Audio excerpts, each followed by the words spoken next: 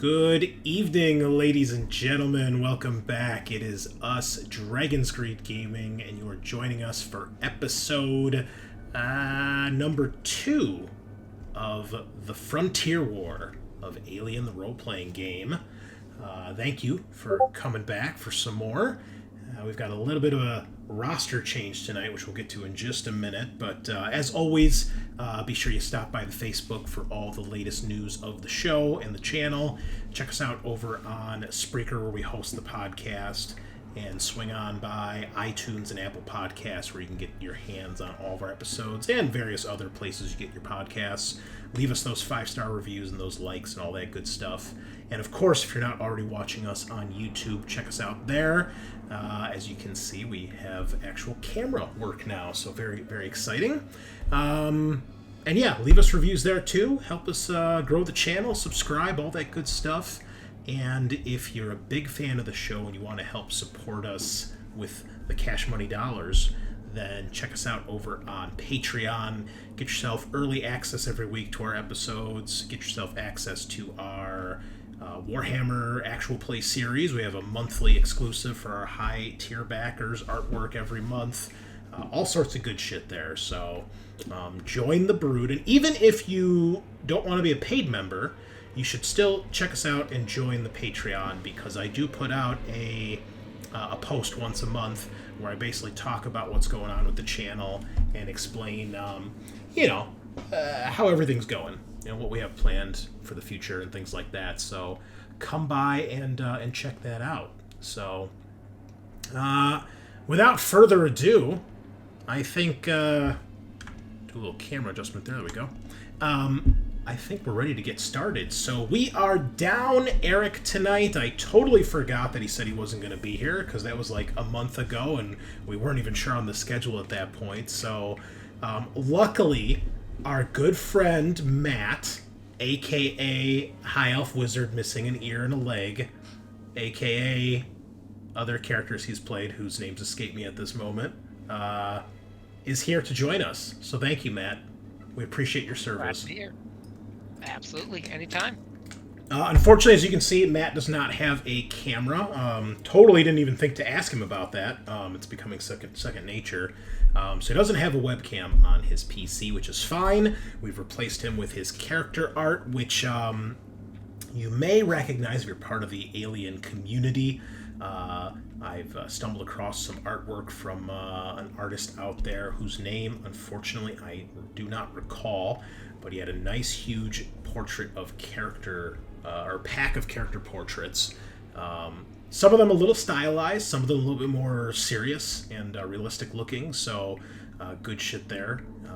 If I can find that, I will put it in the show notes. But Matt, tell us who you're playing tonight, your agenda, your buddy, your rival, your event that you rolled, and your signature item. I'm interested to hear what the story is behind that. So, who are you? I am playing as Corporal Kyle Ogata, who is basically a field medic. His signature event in his backstory was basically one day when he was out on watch and on patrol, he spotted basically a approaching suicide bomber, and in his quick reflexes, he managed to spot the bomber and take him down before any serious damage happened. And it was thanks to that keen awareness that he was basically recruited by the Colonial Marines, where he basically started his career in there and being a successful medic, going through ranks to eventually becoming a corporal. He carries with him a small little toy car that he actually got from his mother as a child as a memento to her memory when she passed away some years ago, and it gives him memories of her to make him feel better in the darkness. My buddy is going to be Alex Cruz. We get along, we're bros. And my rival is going to be Gunther. I don't quite see eye to eye with authority, apparently. And what is your personal agenda? Wait, where was that? I'm sorry. That's on the first tab, the main tab. Oh, that's I mean, his main agenda is basically making sure that everyone gets out alive. Right. His goal is keeping everyone healthy, active, and getting everyone out alive. If there's a specific agenda you wanted that's part of the campaign that's not on there currently, but his Oh, general no, that's fine. Just type that in his character sheet, because, yeah, this guy wasn't... Okay. This is one of our backup characters, so... Okay. And we'll get to how he's joining the squad in just a moment here, folks. So, with that being said, Matt, thank you for joining us on such short notice. I know Alien is not exactly your favorite RPG, but I do appreciate you supporting our troops, so to speak. Happy to help. Awesome. And I will let you guys know that I didn't have any of the stats made for Corporal Ogata. I just knew that he was going to be a hospital corpsman, and I had his name. So Matt joined me for a couple minutes today, and he actually made all the stats and stuff. That way I felt, he wasn't too stacked in one way, and if he dies, it's Matt's fault, not mine. So... So that's what we got there. Cool. Joining us, the rest of the crew is here. We'll start off with Sergeant Schmidt, being played by our good friend Bunnilla, a.k.a. Adam, from the West Coast. West Coast. What's going on, man? Well, same old. Enjoying life right now. It's an interesting weekend, say to speak, but yeah, hanging in there. Yeah, we have a little reunion here between you and Matt. It's been a while. Hot minute. Last time we played was Friday the 13th, and then before then was probably Left 4 Dead. Going way. Yeah, or Friday the 13th, like a year before that, right? Like. Yeah, true. Awesome. So we're bringing people back together here on the show, folks. Good times. Cool. All right. Next to him on my Discord is Scaarr. All the way from the Neon Swamp in Texas. Hello. So I'm going to be playing Private First Class Eoin O'Connell. And I'm a rifleman. He's kind of one of those people that go in and stay the same rank for years and years. They're happy where they are. They're not trying to push it too much, not trying to be a hero. They're just trying to make it out. He's a family man trying to get out of debt. So, no one knows the debt part yet. But anyway, I've been good. Though this week's been pretty fun. Getting back into my game too, and getting I'm at 7 players right now, which is intimidating as hell for me. It's even rough. though I've been there GMing for a long time. Yeah. That's like how I started when I was doing D&D. I was always like, yeah, the more the merrier. Now I look back, I'm like, what the fuck was I thinking? Like, 7 and 8 people? Ugh. It's even harder digitally, because even when it's like, 4 of us, it's hard to not talk over each other, Mm-hmm. And when you got 7 people on a digital game, it's even more rough, obviously. But or you have dead silence and then everyone talks at the same time, because they like not trying to talk over each other. Like that happens in our group a lot. It'll be like silence and like 2 people start talking at the same time. So it's okay. Well, we salute you for doing that. So good luck with all that. Yeah. Thank you. Last but certainly not least, our good friend Sean, all the way from also in Illinois. Yeah, just a few miles away. Hi, I'm Sean, and I'm going to be playing Alexander Cruz, the newbie of the squad. He's a private, just got out of basic, a few months ago.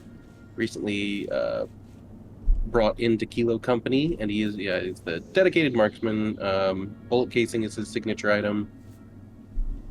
Buddy is O'Connell, and rival is Schmidt. That's right. It's mostly just because Schmidt constantly gives me shit. So. Excellent. And yeah, super excited for tomorrow. Yeah, we got another game day tomorrow, our monthly game day, so that'll be good. Expect more pictures of that. Might be busting out some real old school games for that one, so we'll see how that goes. Cool. Well, I am your host, the Great Unclean One, and I welcome you all as always. I'm going to blind and white out my screen here for a minute while I look at my notes, and then we are going to dive back in here. So I'm feeling really good about all this. I had a lot of time to get shit done this past week for both games, so I feel like I'm in more control here. It's settling in. So, and more importantly, I've been very excited to get work done on the campaign. So I feel good, man. Just feeling like I'm back in the saddle. So let's ride that wave and see what happens tonight. So, last we left, the group of you... Actually, we're going to have a couple retcons here because I had been misreading some notes because I have way too much alien content in my head. But they're minor things that won't matter too much. But I want to make sure we're clear on everything here because I'm a psychotic perfectionist like that. So, last we left, the group of you, the 33rd Marine Assault Unit, had congregated at the Mu Hercules system and had been addressed by Assistant Commandant General Delilah Vaughn, and she had basically told you guys in no uncertain terms that the UPP is responsible for all this. She's been warning the Security Council and Secretary de la Cruz for years that they need to do something about it. And now that Fort Nebraska has been destroyed, the UPP has made the first move. So she had lamented with you guys, saying she also lost family and friends from Fort Nebraska, and she has tasked everyone in the 33rd to be on the lookout for any evidence that she can use to prove to Secretary LaCruz and the Security Council that the UPP is responsible for these bio bombings, these border bombings you've been hearing about, so that they will do something and actually declare war rather than all these border skirmishes and, kind of pussyfooting around, as she describes it, that's been going on. With that, you guys were sent to the front, loading back up on the USS Tambatam, and you were headed to a facility that is run mostly by androids, and it is a factory that is a production center for synthetics and androids. However, not too long after going into hypersleep, the group of you were awoken, and you met with your commander, your CO, your commanding officer, Lieutenant Maria Casados, who told you that Mother had picked up a distress signal from a nearby system. So our first minor retcon, it's not so much a retcon, but I did a little research on how speed works for starships in this game. It turns out the Conestoga class starship that you guys have, the same version as the Sulaku, is fast as fuck. So every ship in the game has an FTL rating, usually between 1 and 20. And whatever that number is how many days, I'll repeat that, how many days it takes to move 1 parsec across space. So if you have a ship that is FTL 1, it takes you 1 day to move an entire parsec. Wow. Your ship is FTL 2. So you guys are cruising. You So didn't even need to go into hypersleep. Well, you do, because you don't want to be... If you go FTL and you're not in hypersleep, that's how you get the NDDs, the neurological disorders. It'll fuck you up because your body is not meant to be moving at faster than light. So even if you're only going to be going for a day, you don't want to be exposed to FTL for more than maybe a couple minutes or an hour if you have to be. Otherwise, it will fuck you up. So... yeah, the NDDs are not just from Heart of Darkness. They're actually in the core rules with FTL travel. So with that being said, if we go back to our main map here really quick, which was this one? This one. Yeah, here we go. All right, put us back here. Because, if we zoom in really quick here, you guys can see that the Tithonus, the base you were at, is right on the line between these 2 parsecs, and the GJ1230AB is in basically the same parsec. So you guys were probably in hypersleep for less than a day, if that. So that was our first retcon. Not so much a retcon, but let you guys know, your ship is fast as fuck. It is currently going to this area, GJ 2005 Transept. That's the name of the colony, which is only just over 2 parsecs away.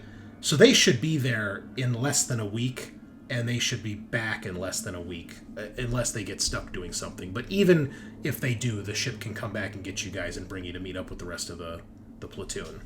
So, Sick. yeah, you're not going to be stranded here for months.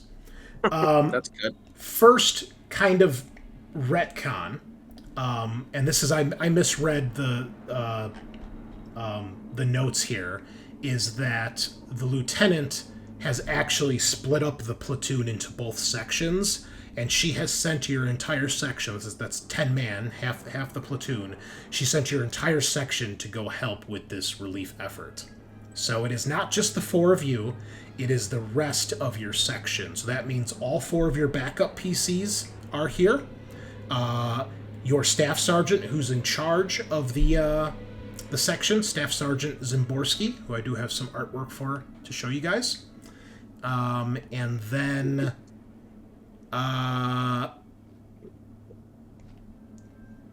that is everybody. The only NPC, really, is Matt's character, because your guys' backup characters mostly make up the rest of the other squad, but each squad has 4 guys. So Corporal Ogata, this is his artwork here, is the 8th person there. So there is a total of like 9 or 10 Marines, including you guys. Okay, way less sketchy. Now, that being said, when you guys arrived, Sergeant Zimborski and basically all of 2nd Squad, which is your backup PC, so Private First Class Johnson, Lance Corporal Skane, Private First Class Reed, and Elijah the Synthetic, they have all stuck with the sergeant with the dropship, and they are helping ferry people from the planet up to the medical frigate that's in orbit, along with the other 2 dropships. And I was mistaken. There are 3 ships, but it's not 3 dropships. I was mistaken. That black dropship I was talking about, the Special Ops one, that was completely my befuddlement. It's the 2 medical dropships, and then there's the medical frigate, which is the same style of ship as your Tambatam, so it's a big military frigate, but because it's a military one, it has weapon systems removed, and then that makes room on the ship because it doesn't need all the generators for all the weapons and all the ordnance houses, so it has more advanced medical equipment. It still has some weapons, but, you know, it's mostly meant to be a medical ship. So all 3 dropships, the 2 medical ones that were already there, which are from this medical frigate, and your dropship, Helios 1, are going to be ferrying people back and forth between the planet and the medical frigate. Because, again, your shuttles only carry about 10 or 12 people at a time, and as we heard last time, there's at least 250 people that work at the mine, plus all the colonists back at the colony. And there's about 100 of them at the roadway, which you guys can see on the map here. So there's a checkpoint set up at the roadway where they're making sure people don't storm in, and then they're letting them in groups at a time to get on the dropships. So by the time you guys get back out here after meeting with the android and Mr. Ishigara, the 3 dropships are taking off, and Lieutenant Casados, if I failed to mention, she would tell you guys the ship in orbit, I think was the Hela, I think was the name of it, the Gila. That is your home base until the Tambatam comes back. And Sergeant Zimborski will be up on that ship while the dropships keep ferrying people. And then the other half of the squad, so basically all your backup PCs, they will be helping escort and basically act as crowd control to make sure the crowd doesn't get out of control. Because you guys saw when you first showed up, they were getting a little rowdy. So they're keeping them there to make sure that people don't get nuts and start a riot trying to get on the ships. We're going to assume Eric's character, being a bit more of a gung-ho, military guy, impressively big and, you know, things like that. They're going to have him work security because he's intimidating. And they're going to have Ogata, who's a hospitalman, and there are injured people supposedly in the mine. They are going to have Ogata take his place. So, doesn't matter when that happened. It could have happened before or after the conversation. Maybe the sergeant realizes, hey, the crowd's getting rowdy. We need Tagar over here to deal with this, and we'll send you guys Ogata because you're going to need more medical people down there.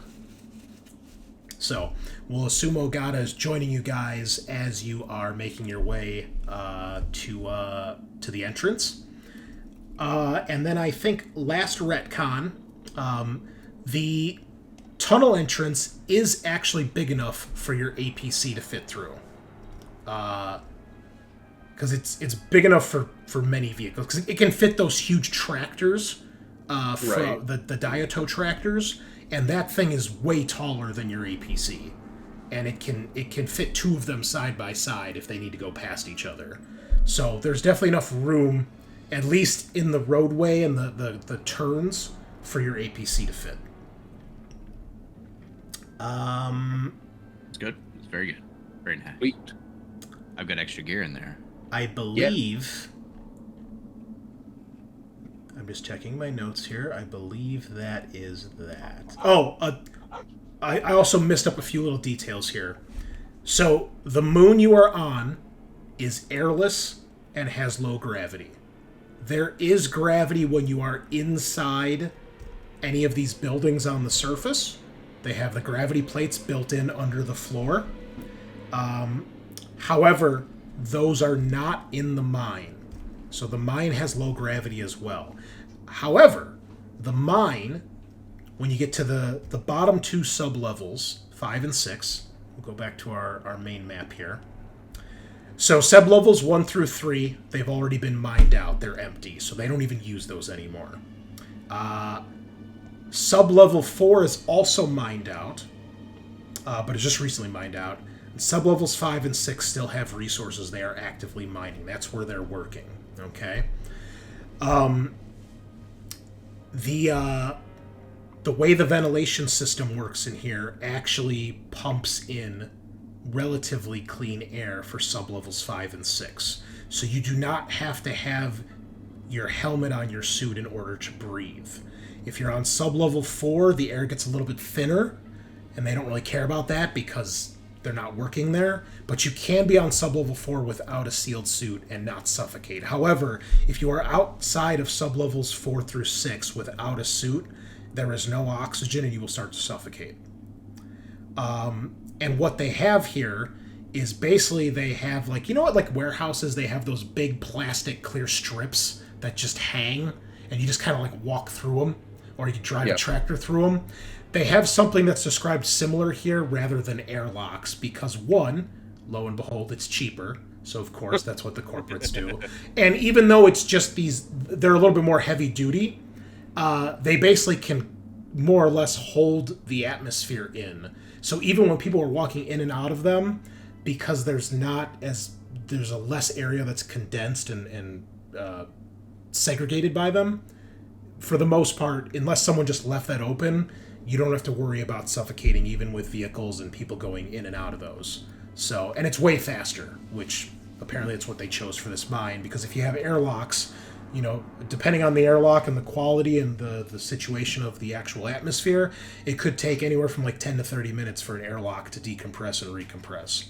And if they got to move shit back and forth, or if there's an accident like this, then, you know, it's going to delay things. But you all guys also know it's because the company's cheap and they didn't want to pay for airlocks. Yeah.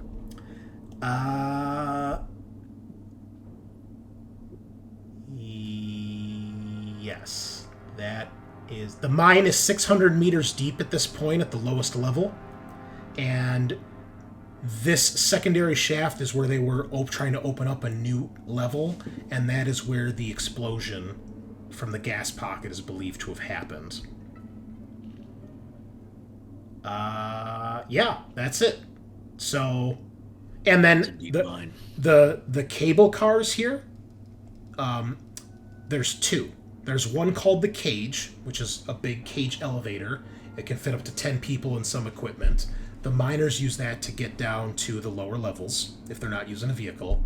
And then there's a second one that brings up a massive ore bin, a big metal, basically huge metal bucket.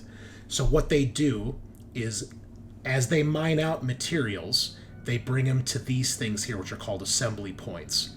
And there is this shaft you can see called the ore pass. They drop the ore into that.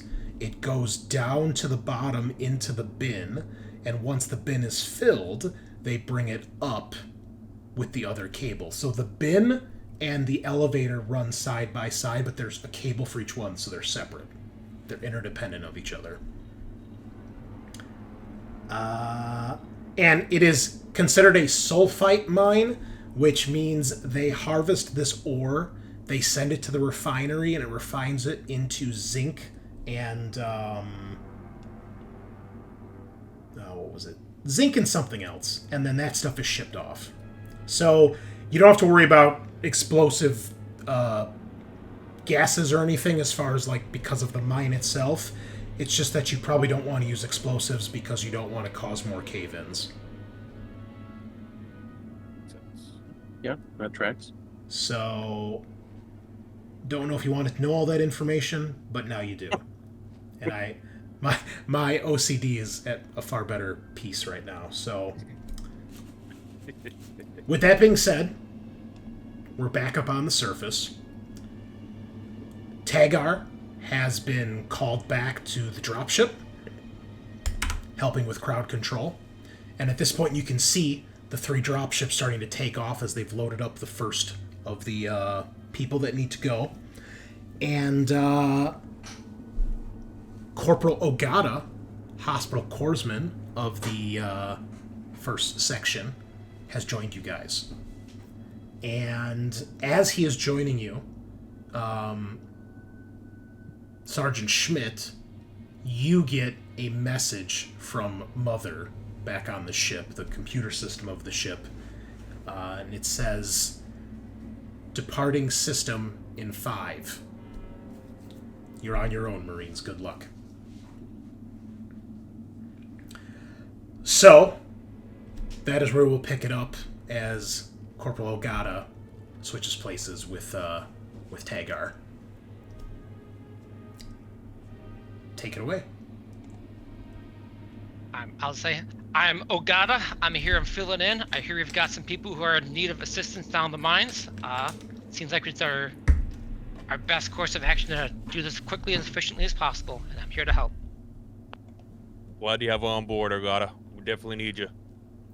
Yeah, welcome to the shit show. Thank you for the warm welcome. I'm sure there's a lot of people out there who are desperate for our aid. See if we can do some good here, guys. And Tuesday. Matt, if you'd like, they gave you guys some equipment when you guys were on ship. One thing they gave you guys was 6 additional med kits. Tagar was carrying 2 of those. So if you want to take 2 extra med kits, you can. And then on your character sheet, anything that you want to leave in the APC so you're not actually carrying it, if you right-click on the little pencil icon to the right when you're on your inventory tab, just hit the button that says Add to Locker, and it'll move it to the part that says Ad Hoc, so it'll not be counting against your encumbrance, but it won't be taken off your character sheet. Wait, you said you right-click it and do that? Right-click on the little pencil icon, and then you click Add to Locker. Got it. So I don't know what your carrying capacity is looking like right now, but you probably don't want to be overburdened if you can help it. And then we were given MK.35 pressure suits, too. Yeah, I gave him one. He's got that. Yeah. So you're probably not wearing your armor, because you can't wear that underneath. So, just, yeah, that's about it. The shoulder lamp, that's part of the armor, so that will go to the locker as well. It's attached to the armor. Okay. Yeah. So, and you guys see that Ogata has a harpoon gun as well, and he is also rocking a pulse rifle with the incinerator attachment. Clearly, he took Mother's recommendations as well. Very good. Very good. I mean, who doesn't want a little fire? So that's where we will pick it up. So Mr. Ishigara has led you guys. You've met up with his crew. He's got 6 other med techs with him. There are 2 women and 4 men. One of the women is black-haired, Asian-looking woman. The other one is a Caucasian with blonde hair. And then the 4 men, there's 2 Caucasian, 1 African-American, and 1 also Asian. You're guessing probably Chinese. And, yeah, I mean, they're nondescript. They're nothing, but, you know, there's a mix here. And they're all wearing Weyland-Yutani uniforms, and, you know, they're gathering up their supplies as well. So, is there anything you guys need to grab before you head down into the mine? We got the mining equipment and everything from Ishigara, right? I think already, or he's bringing it. I assumed you guys were going to load that up into the APC. Yeah, 'cause I think we were originally going to put it on another vehicle that they were going to supply, but... Yeah, so he's got this thing... Oh, I have to show you this. So he has this thing called a hover tread. And I was searching high and low. I'm like, there's got to be stats for this book, and I finally found it, but there's no picture, right? Well, then I did a search, and it turns out that this is based off of one of the old Kenner toys from the fucking 90s. You guys are going to shit yourselves when you see how goofy this fucking thing looks. So... It has treads that can then post out, and then it can fucking fly around in a hover mode. Look at this thing. Hell yeah, dude. Oh, I hate that. Oh, man. What's the point of treads if it can hover? So it's so aerodynamic. Look Now, at that. if you read the descriptions, like on the actual Alien wiki, it's made by Seegson, and it's described as being like just a fucking disaster of a vehicle that, like, it basically went through development hell, and everybody kept trying to add and change things. Then this fucking abomination showed up, and his does, when you see it, it does actually have some of the guns mounted on it. But he tells you, he's like, the guns don't have a power source, so they gave me this fucking thing with guns that don't even work. But it can hover, but it's a one-man vehicle, so you're not sure how practical it's going to be. But if you need it, he's offered to let you guys use it. No, definitely. It reminds me of that episode of The Simpsons where Homer designs a car. The worst car ever. Immediately bankrupts a billionaire. Oh man, that is so awesome. A beta version of the Halo tank. Yeah, a little bit. Yeah. The Covenant one, the Wraith. Yeah, there you go. Amazing. All right. So, what equipment do you guys want to take down into the mine? I think I have a cutting torch that they gave me. Yep. It's got an asterisk next to it. It's because cutting torch is both a weapon and a tool in this game. So there's profiles for each of those. Gotcha. But if you put both of them on your character sheet, be sure you change one of them to be 0 weight, because it'll count it as 2 items. Gotcha. Okay. And then I guess what other like mining equipment? They've got things like blasting charges, drills, excavators. You know, there's power loaders and stuff. You guys need like heavy equipment. Obviously, there's rope and things like that. So you guys tell me, picks, shovels, that kind of stuff. I mean, it won't take too long to get back out if you guys need something, but for the sake of that, if there's something specific you want, say it now. Maybe a drill and some shovels, just in case we got to do some manual digging to save some people. Okay. I agree with that. This might be optimistic, but any blasting charges in case there's a collapsed section we can't get through? Yes. For mine. There are. How do we do that? Ooh. I think they have Yeah, they've got a couple blasting charges you guys can take. We'll say How about this? We'll roll D3 and see how many they have available. I'm blowing something Boom, up to 3. 5 with that. Ooh, nice. All right, you guys got 3 blasting charges as well. I don't know if they would have a way, but like if there's stuff that's collapsed, how would we know if there's someone like in the collapse? Do they have like heartbeat sensors or sonar little things? They can't even afford an airlock. You think they gave each person an individual tracker? Come on. Hey, I just wanted to double check. I don't know. Maybe they brought something important. Well, I mean, okay. No, Gibson, who's on comms with you, would explain. The android Gibson, he would explain. It's basically just old school. You got to do head counts and find people physically and manually. You know, people are told to go to the assembly points on each floor if something happens, Okay. because that's where the elevator, the cage goes. But if they're actually caught in a collapse or if they're cut off, you're not going to know until you actually dig through it and dig them out. Yeah. All right. Well, rip to them. And you guys have additional weight capacity to bring more gear down? My character's capped out. I had to actually put some stuff back in the truck. Slap that shit in the APC. Yeah, we just put in the APC, but I'm at 6 out of 12. If I add more stuff, I'll be encumbered. Yeah, those suits are heavy that you guys are wearing. Yeah, because we could. I had to always give get out of Cruz the- my stuff because I was encumbered. Yeah. I think actually it's your cutting torch. Yeah, I think it's fine to leave it on the APC because we're bringing it down, so it'll be within proximity of us. Right. All right, boys. You ready? Well, let's roll out. Let's go save some lives. Okay. So, the group of you, along with Ishigara and his team, there's plenty of space for all of you in the APC.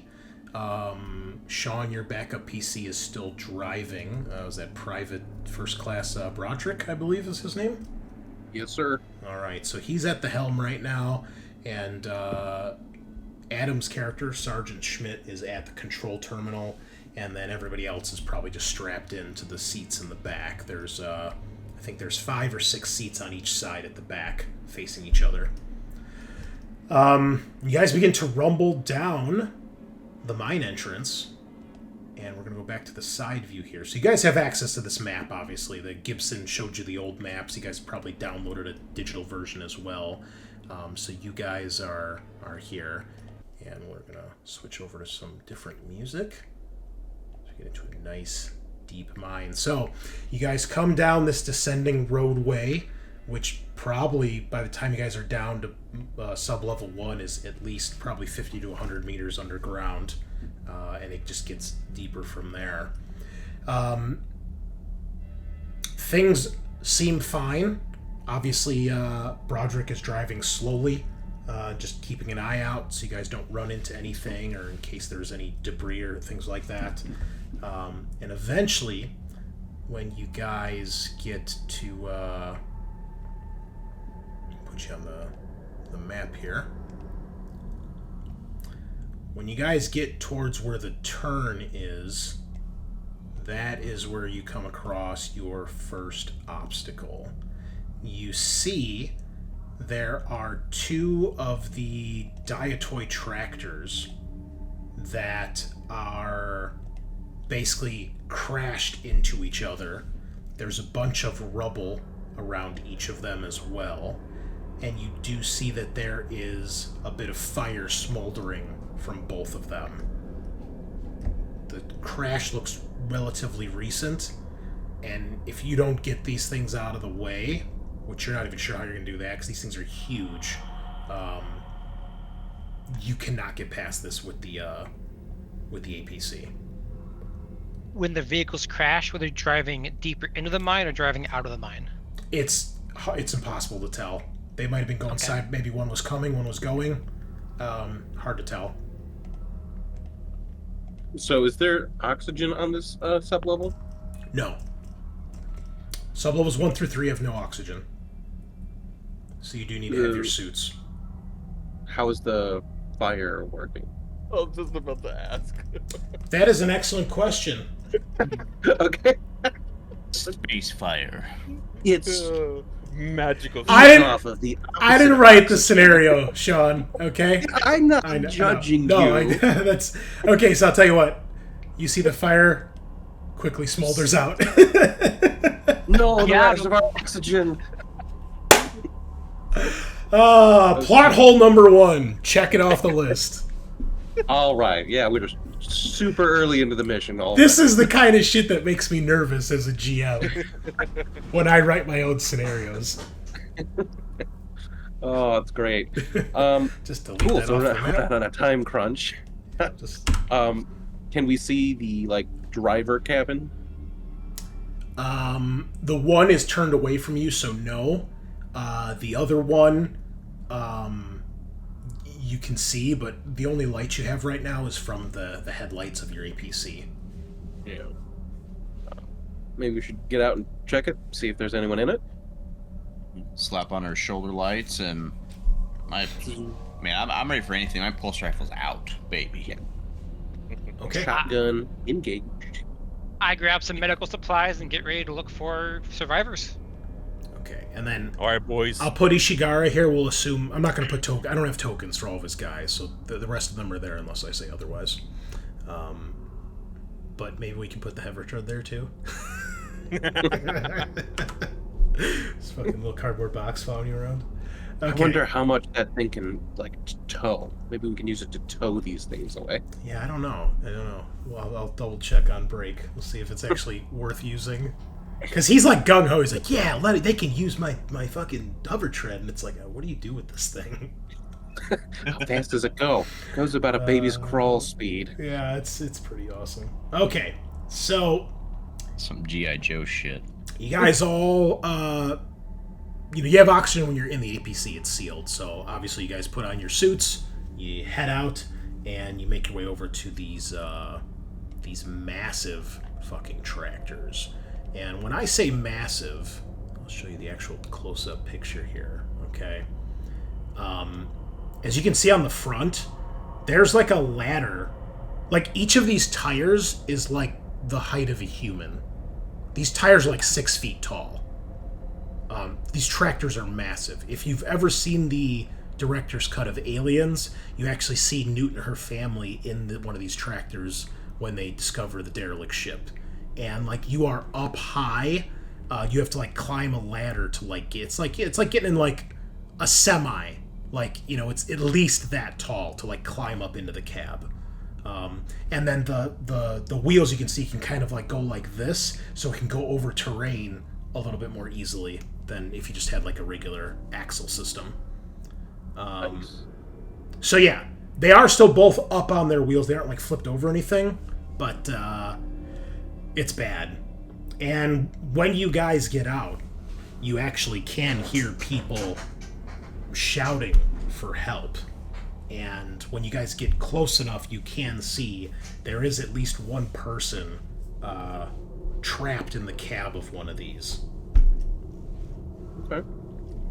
I'll rush up to the cab and try to get it open. Okay, I will need a heavy machinery roll, please. Oh. Okay. Hey, Hey, there you go. fucking got him. All right, so Ogata, in your enthusiasm and rush to help this man, you have like a bit of like a superhuman strength moment where you lift this massive boulder. You manage to push it to the side. It's up against the door, and when you get that off, you're able to get the door pried open. It doesn't work fully. It does this. It gets jammed, and you have to really yank it. But eventually, you get it wide enough where you can fit through. And you see there's a man who's strapped in the driver's seat. He's in a compression suit, and you see he's got a name tag that says Matson on it. And he looks up. His eyes are kind of bleary. He kind of covers his face from the light. He's like, "Oh, thank God."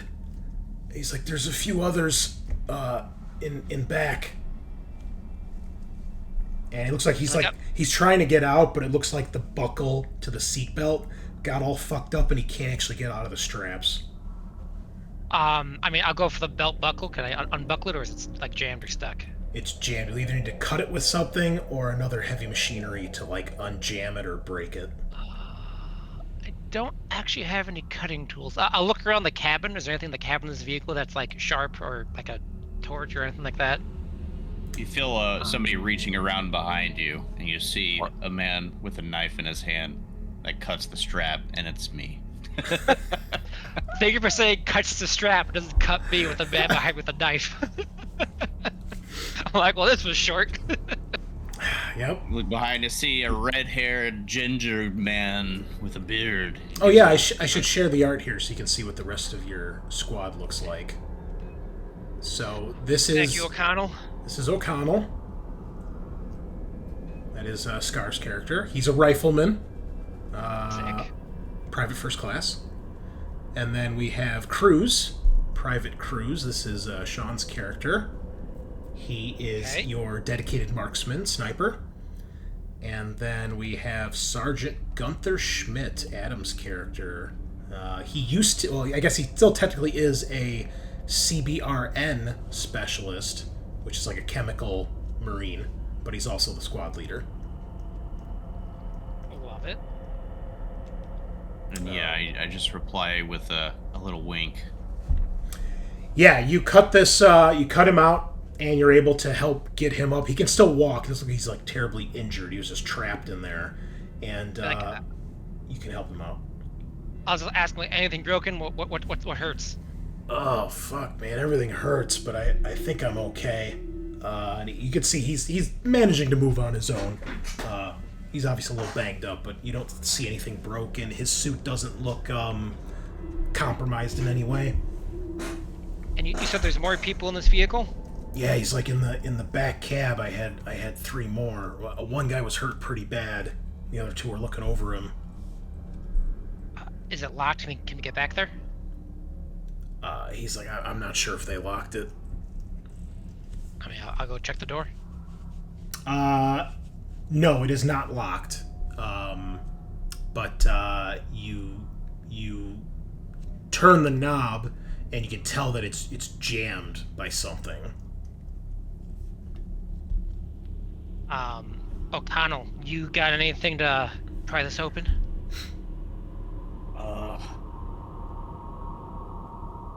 No, I didn't deal with more of electrical things, but I think we had a maintenance jack in the APC, or somebody had one. Your Sarge has the maintenance jack. I'm gonna scream because I'm sure they're up there now. I'm like, Private's got a cutting tool. Bring it up. All right. I thought they said maintenance jack, but I guess cutting tool's gonna do it. I will go and I'll, toss it up in low gravity so you guys can reach out and grab the cutting torch. Okay. So, cutting torch is heavy machinery, I believe, because is it a +2 or 3 bonus? Let's see. Cutting torch. And then make a power roll for it as well when you use it. Well, I'll look at O'Connell. Be like, you good at these things? Good at these things? I'm not really great with these tools. Like I said, I deal more with tech, but I can give it a go. All right. Good. I trust you. And also, guys, while you're in the low gravity, as far as game mechanics, it gives you -2 to all agility tests and -2 to close combat. However, you guys will love this. Jumping distance is doubled, and for all of our Warhammer players, falling damage is halved. Ooh, baby.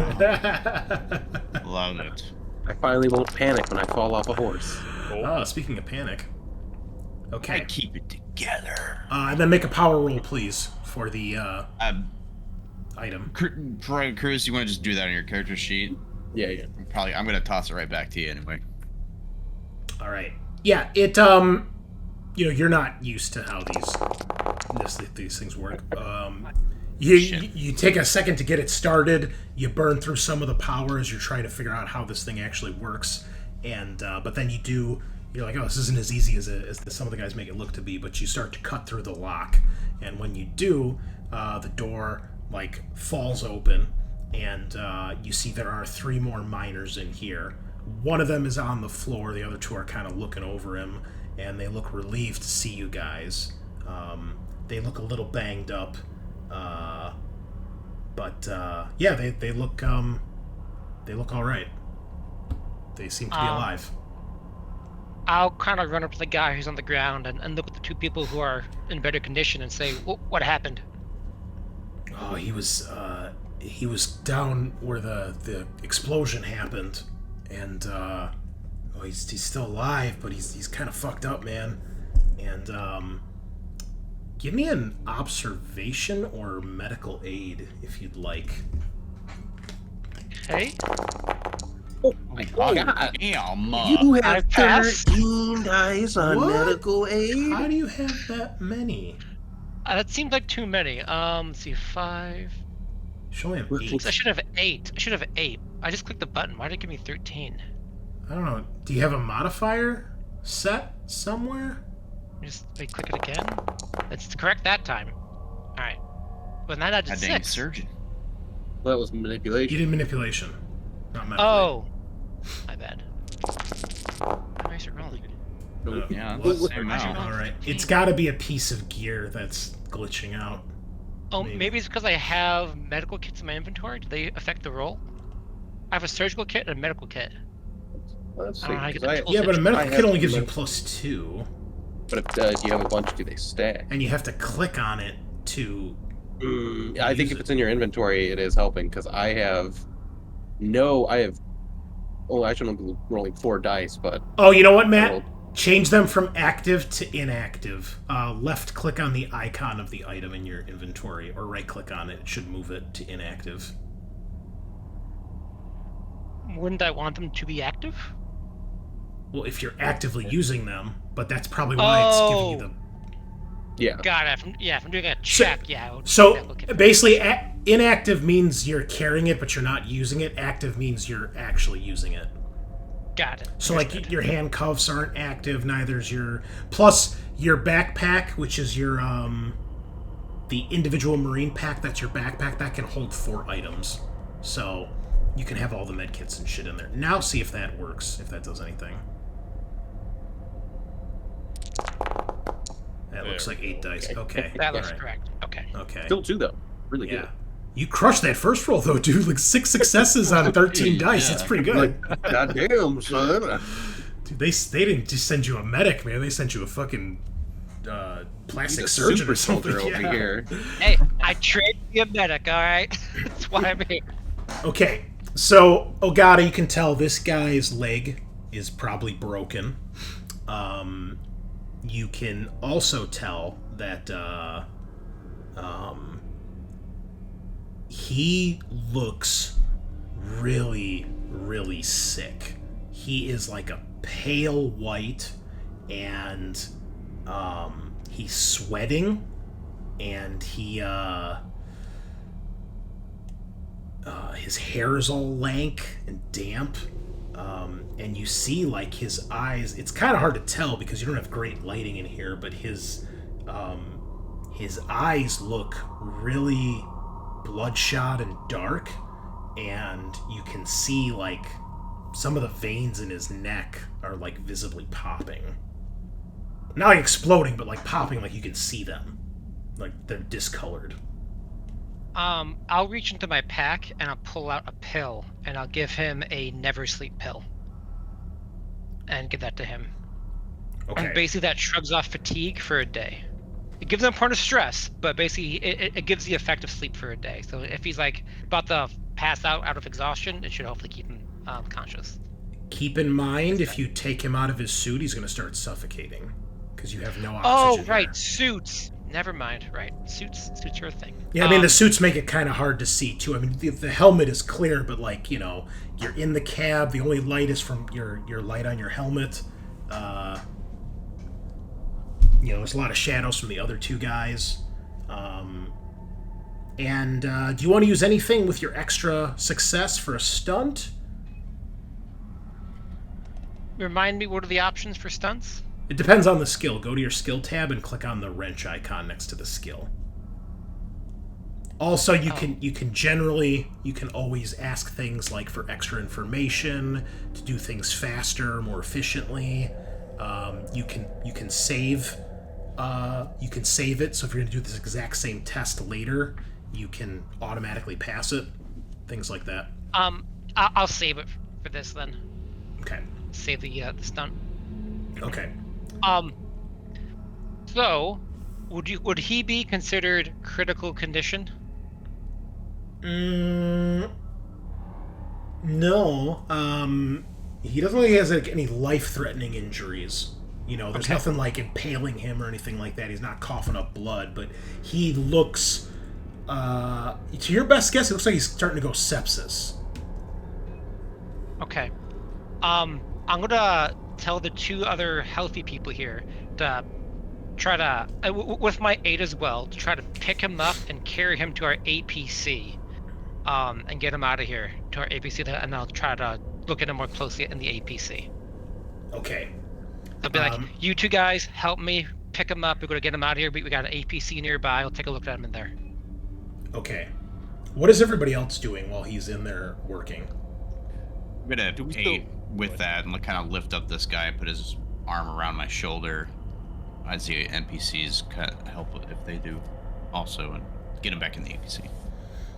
Okay. Do we have the miners down here with us, right? You have the med tech team. Ishigar's team are medical aid. Oh, okay. I'm gonna start hopping up and climbing up toward the second vehicle and see if I can see what's going on in there. And I will go with him. Okay. So the two of you start searching around, and you do see there is someone in the cab. The front window has been smashed open with rocks, like from a cave-in, and the person is very clearly dead. You can see the helmet is basically smashed, and you can't even see their head. You just see dark stains around the rock.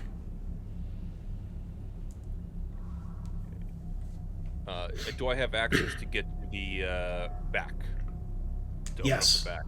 Yeah, so Okay. you guys go in there and you start looking around, and you do see there's a few more bodies of miners. There's like 3 of them, and it looks like their suits, either they didn't have their helmets on, or the suits got breached, and they're all dead. You're guessing probably from oxygen deprivation. Do they have like name tags or anything on their suits? Yes. You just take a note of their names and... Yeah, all of them have their last name, just like that guy Madsen did. Yeah. And no, Well, sir. I'm not going to tell you what those names are, because I did not make a list of 250 In NPCs. detail, last names and first names, please. Just randomized name generator. and all of their backstories. Right, I need them. That's actually important for my character's development. Is This is it? a crushing moment, so he needs to know what to tell their families. Well, the first guy you find is Mills. Mills. Yep. Damn. He doesn't have a head anymore. Not looking up Millhouse. Okay, while the two of you are searching around and getting an inventory of who these people are and maybe any equipment that might be in here that's useful, the rest of you with Ishigara's team are helping to get these guys out. You see some of Ishigara's team, as they're kind of moving in, Ishigara says to you, O'Connell, he says, why don't you let us deal with moving these guys since we've got the experience. Maybe you guys can try to start clearing some of this wreckage and see if we can at least walk through. I don't know if we're going to be able to fit the APC unless we find a way to move these things. That hover thing got some kind of like cable or anything? You can kind of hoist these. Yeah, I don't know if it's going to be able to haul one of these, though. I mean, it's like a quarter of the size.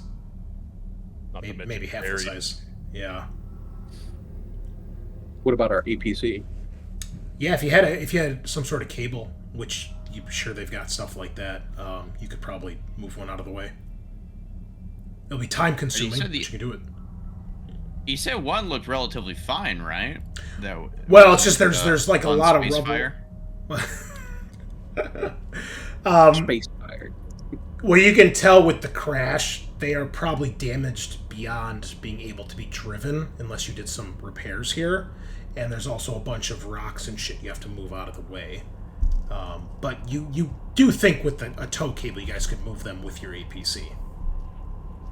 Okay, yeah, I'll kind of go start doing that. Grab the cable, start wrapping around the frame of one of the tractors. Okay, no problem.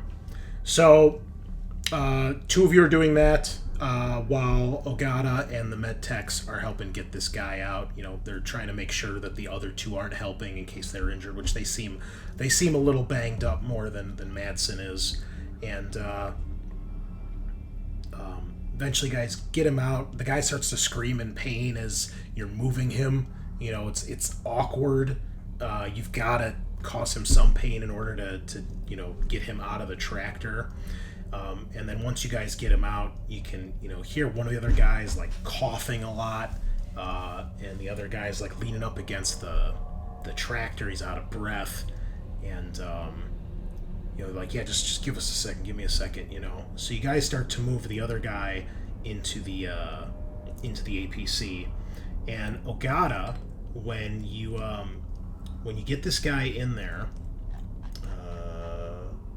got the wrong thing. There we go.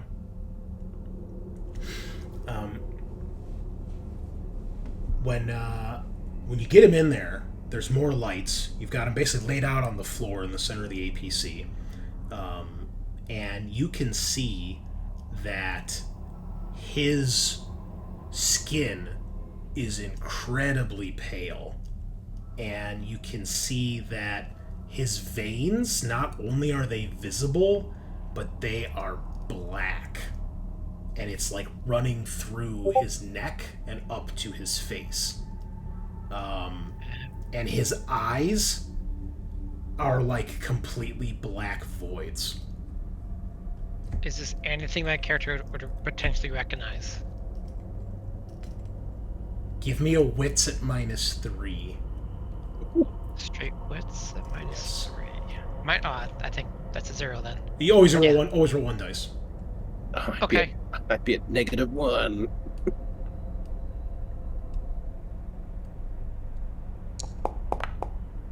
No. Nope. And then the other two. So that's you in the APC right now, Ogata. One of the other med techs is with you. Like, what the fuck is wrong with this guy? Like, you ever seen anything like this?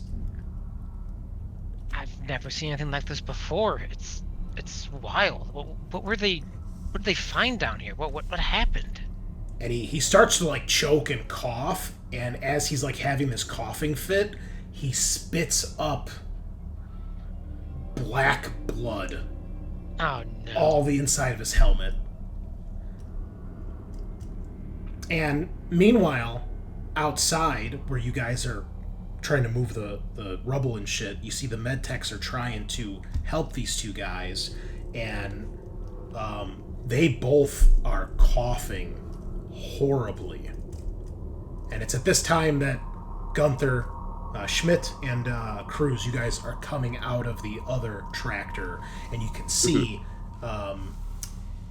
O'Connell's starting to try to get the cable hooked up, maybe moving some rubble, and at least 2 of the med techs are trying to help these other 2 miners who are like keeled over and coughing, and like they do not look great. Their body language is suggesting that they are really struggling right now. Yeah, I'll go over and help if I can. Yeah, All right. I'm gonna run over to Ogata and ask, hey man, what's going on here? Okay, you don't see Ogata. Ogata's in the NPC. You don't see Ogata. Okay, I'm gonna run up with Private to the 2 guys that are being helped on the floor. Ogata back here, and you guys are all like towards the front here by the tractors. Okay. When both of you get to these guys, these other 2 miners, a man and a woman, you shine your lights, and you see, again, the lighting is not great, but they look terribly pale, like almost albino, and you can see their skin almost looks like almost translucent, because you can see these black veins working its way up their neck and all across their face. And literally in front of you, you see their eyes just turn black, and you see this black blood they're coughing up, and it gets worse and worse in just a matter of a few seconds. You see they initially you can hear a cracking sound, and you can see that something is happening to the back of their head, and you can see their head all of a sudden is starting to fill the inside of their helmet where it wasn't before, and you realize the cracking noise is the glass of their helmet cracking from some sort of pressure. This is what they're starting to look like as they are now screaming in pain. And this is going on for several agonizing seconds. The med techs are freaking the fuck out. All of you gain a point of stress at this point, all four of you, because the same kind of shit is happening. What does everybody outside the APC do? I would start pushing the medtechs back. Okay. O'Connell would probably have dropped the winch at this point, and on comms, both hands would probably be on pulse rifle at this point, and on comms, he'd be like, Sarge, you seeing this? Yeah, I'm seeing it. This does not look good. Can I roll to see if I can recall seeing this before? Yep. Wits at -3. Alright. But you roll a minimum 1? Yes. I might as well just get my shit at mine out of the way. Yeah.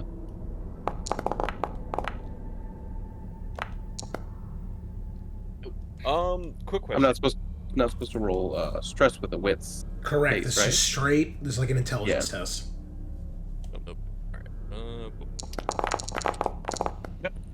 Oh, so close. Both of us and our stress dice. But goddamn it. Yep. Question: How long was the drive down here? Probably at least a few minutes, I would imagine, because you guys were going slow to make sure you didn't crash into anything in case there was any stuff in the way. Would it be enough to reduce his stress? No, because this is not a stress-free environment. I mean, you guys are going underground. It's not conducive to releasing stress at all. Oh boy. So you guys are screaming like, "Get the fuck back!" The med techs are scrambling out of the way, and these guys now are like gasping for air. They're making awful noises, and you see they are physically changing in front of you. And soon, they look almost like corpses. They look awful, and pretty soon, these black veins just spread all across their flesh, and you see that one of them literally starts to just disintegrate in his suit into just black smoldering ash, it looks like. The other one, it almost looks like he's puffing up, and his skin is starting to descend and stretch at strange, impossible ways. The one that I have with me in the APC, is he turning to dust, or is he stretching his body out? So, Matt, the one that you and the medtech are looking at, also lets out this awful, inhuman noise as it screams or screeches. But you hear the helmet crack open, and then you see the back of this guy's skull begins to elongate to maybe about a foot or two longer than it should be, and it actually cracks through the helmet, and you hear bones and you're guessing muscles cracking and snapping, and you see that his limbs are distending and stretching way more than they should be. He's what like I'm gonna flailing do, on the ground as he's doing this. I'm going to take out one of my handcuffs and just try to handcuff him to something. Okay. In the APC, and then stand back and just take my gun and watch what's happening. Okay. So- Give me a close combat. You're in the APC, so you do have gravity in here. Otherwise, you'd be at the negative. But yeah, this guy's flailing around, so it's not easy. Okay. 1 success. All right. You snap it on his wrist, and you snap that to like the pole that the chair sits on. That's like bolted to the floor, right? And then after doing that, I'm going to basically step back, take out my pulse rifle, aim it at him, just kind of watch what's happening. This is freaking me out. Yeah, the med tech like scurries back on her ass, like out the APC, and like ends up on the ground behind you. The door opens. You guys probably hear and see this as well. Meanwhile, back outside, this last guy, his skin gets to the point where it looks like he's about to burst, and he literally explodes.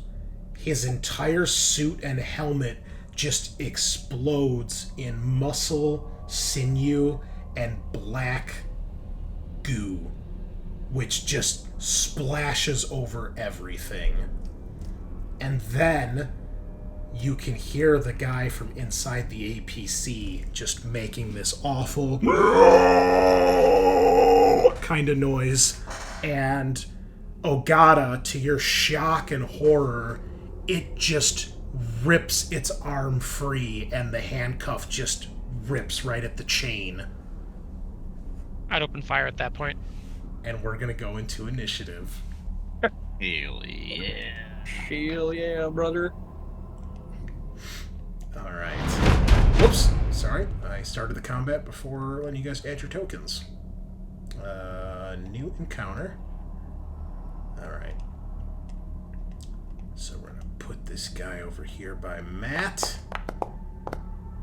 Add him to the initiative. And alright, so Adam, for this, you tell him how to do it, Chunks. It's different for you guys. Yeah, so you right-click on your token, and then you're going to see like two things pop up on each side. On the right side, there's a cross, sword, and shield. You click that. Gotcha. And then you go to the combat encounters in the top right, on the like next to the chat message symbol. It's the swords. And then you should see your character with like a D10. You just click that. And if you right-click on those cross swords, it'll give you a pop-out of the initiative tracker. Now Okay. it didn't give me my second dice roll, but I rolled a 2, so I don't, because low is good, right? Yeah. Well, did you roll twice? No, it's not letting me roll twice. Oh, you know what? We got to remember, Sean, you need to do yours first, because I think the talent actually says you roll before everybody else. Because if somebody already got the 1, then you can't get the 1. Oh, yeah, you can draw 2 initiative cards instead of 1 during the initiative draw. Yeah. Choose the one you want to use, and shuffle the other one back into the deck. It doesn't say anything about going first, but it just didn't activate. Yeah, just make sure you do that from now on. Okay, well, in this case, it doesn't matter, because you got the 2, and your ally Right. has a 1, so... But, okay. All right, we begin the combat. Ogata, you're ready at initiative 1. Go ahead and make your attack, please. Alright, I lower my rifle onto this creature and just spray and pray, essentially. Probably not being gentle about either, because my character's probably pretty freaked out right now. Be sure you click on the weapon so it adds all the correct bonuses to make the roll. Okay. Do you wish to push? Remind me how that works? It's You'll been a while. you'll gain a point of stress, which you'll roll, and you'll also reroll all your failures. And more successes is more damage, essentially? Yeah, or other stunts. Yeah, I'll push it. Why not? There we Nice. go. Okay. So you can use your stunts for extra damage, or you can... Well, you don't need to swap initiatives because you have the highest The initiative best. right now. You can also knock it prone or knock it back, which I would say you probably can't knock it back right now because you guys... There's really nowhere to knock it to, but you could knock it prone if you wanted to. Yeah, if I can knock it prone and kind of keep this thing somewhat under control. Yeah. You know, that's what I'll try for. All right, so you spray like across the torso and then across the legs, and it like stumbles back against the chair that it was previously handcuffed to. So it's 2 damage. That's armor piercing. Let me roll. It doesn't have much in the way of armor here. All right, 2 points of damage. You see black blood splurting everywhere as you shoot this thing, and it doesn't even seem like it notices that it's been shot. You guys all hear the shots go off. Cruz, you're next. All right, so I will sprint to the APC and just yell into the comms, Roderick, open the fucking door! Yeah, so you see basically Ogata. You see one of the med techs is on her ass. She's like spider crawled her way backwards. The door to the APC is open, and Ogata's basically standing half in, half out of the APC, firing at something inside the APC. So, yeah, you rush over next to him, and you see this creature that he is unloading on, and there is fucking black blood and shit all over the inside of the APC. Okay, yeah, I'm just gonna level my shotgun and blow it away. The one-hand cock. But it's in, low gravity.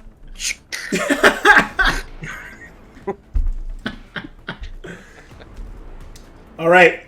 Now, you guys, keep in mind, too, you're at -2 agility, so when you make your ranged attacks, you're at -2 right now. Because of the low gravity. Even I if think- I'm in the APC? Well, the APC door is open. Was it range or close combat? It's ranged combat, which is agility. It's all agility, It's yeah. all agility tests and close combat.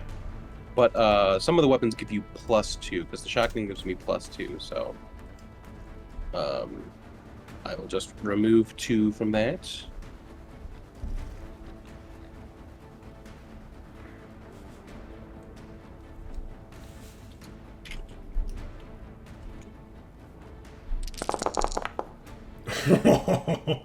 There you go. Nice. Nice. And that'll just all go into damage. Okay, so that is 5 damage. Its armor gets doubled. It is, well, it's damage 3. 3, so it's 6. Yeah, it's 5 damage. 1 to hit, and then 2 added. No, Sweet. don't fucking correct me when we play Alien. I'm, Okay? oh, okay, sir. All right. 4 points of damage as you just fill this thing with buckshot, and it's on the ground at this point. So it's just flailing around, and you're just unloading shell after shell into this thing. It is still twitching. That's going to lead us to... Who's next? Sergeant Schmidt. Ready. I'm gonna observe and see what's going on with the 2 corpses that are, 2 corpses that are in front of us. Oh, there's nothing left. There's an empty spacesuit, and then there's Gib for the other guy. He exploded. Yeah. Okay. I'm gonna go ahead and then run up behind Cruz. Okay. Yeah, you see they are unloading on this thing that's flailing around on the floor. It's clearly the other miner. Or one of the other miners.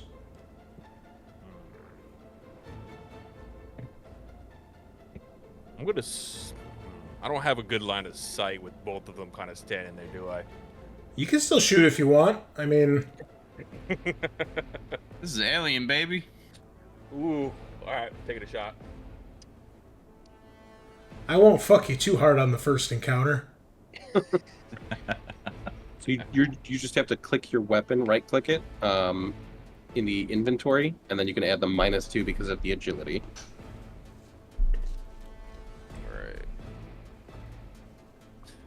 Alright. A quick question about the Nerves of Steel. Does that work towards stress, right? When you make a panic test, it'll automatically deduct 2 from your roll. Gotcha. So I think Foundry knows how to do that automatically. Alright. Ew. Would you like to push? Hold on. Do you not have... And you have to have ranks in In what? ranged combat? His agility's 3, ranged combat is 2, that should be 5. And It's a the negative gun, 2, you said, though. the gun gives you 2, though, right? It should. Oh, well, the shotgun did. I assume the pulse rifle gives you some too. Whoops, sorry. Wrong button. Wrong button. Disregard that. It gives you +1, so you should be rolling 6 dice.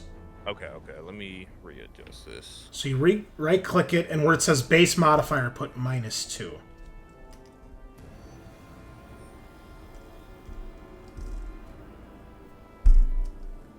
Okay.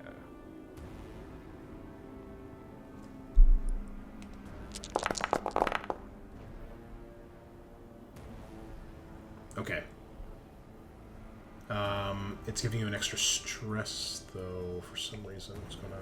Oh, are you adding it in the stress section? Well, I do have stress, right? Or is that already calculated in there?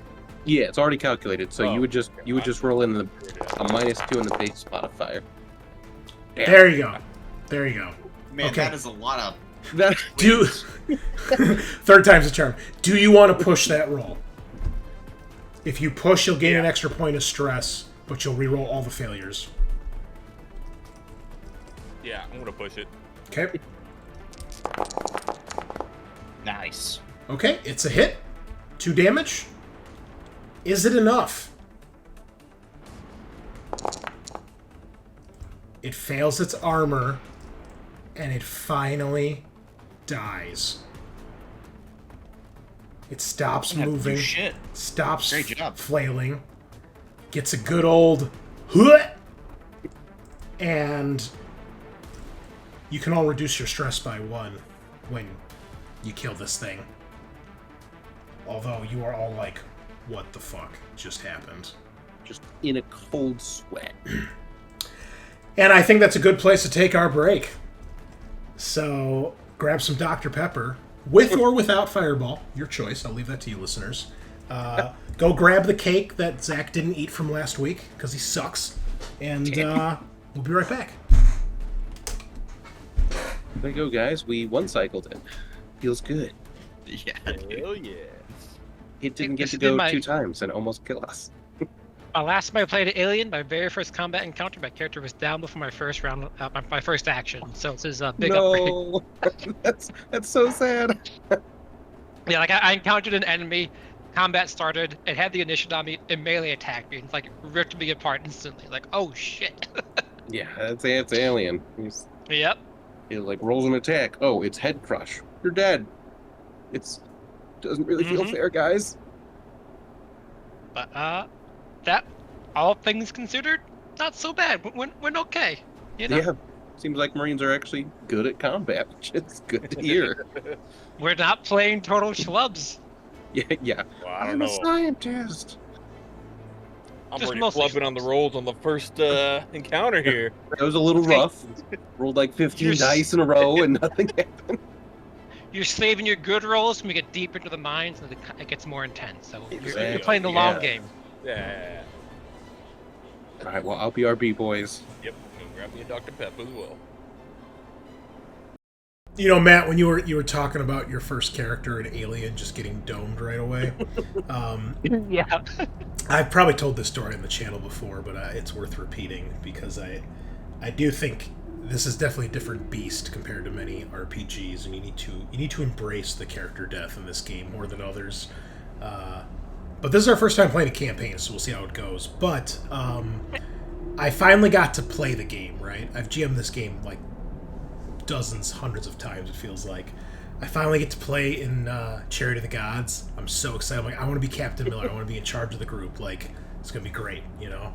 I can keep my player knowledge and my character knowledge separate, you know? And the guy was new to the game. All his friends were new. I'm like, so, you know, if you need me to, like, help with rules, like, I know the game. But, yeah, I really want to play. So I finally get to play Captain Miller. And I'm like, okay, I'm taking the incinerator because the incinerator is awesome and it does ongoing damage, right? So even though, like, you know, I'm not, like, any sort of combat maniac, like, I think this is the best weapon. So I'm going to try the incinerator, right? First alien shows up. Cruz fighting it in the hallway. I'm in, like, in another room. So I come down the hall. The alien doesn't notice me. It's fighting the others. So then when it gets back to my turn, I'm like, okay, I'm going to get the drop on the alien. I'm going to light it on fire. And then the rest of the team's gonna go, and we're gonna fucking do it, right? I turn the corner, I shoot, I don't get any successes. I push, I don't get any success. I'm like, I just need to do 1 point of damage, and then the thing will be on fire, which means you roll 9 dice every turn it's on fire, at least. And I'm like, it'll die, right? Miss. GM rolls the dice. Okay, it's going to attack you because you're the only one that's attacked. I'm like, that's fair. That makes sense, right? Rolls 6, stabbed through the heart, dead. I was like, oh, Captain Miller, you're the first one to die. Oh, I tried so hard to keep my team together. I was just like, yeah, the alien just stabs you in the heart with its tail. You're dead. Chris, I'm glad you got the appropriate player experience for playing the Alien RPG. So I know, I've been there, and I thought it was the greatest thing ever. And then I think I was playing an Android or something after that, but oh my god, was it funny. I was like, I just in my head, I was like, oh yeah, I'm gonna fucking covert op this thing, and I was like, dead. Oh, cool.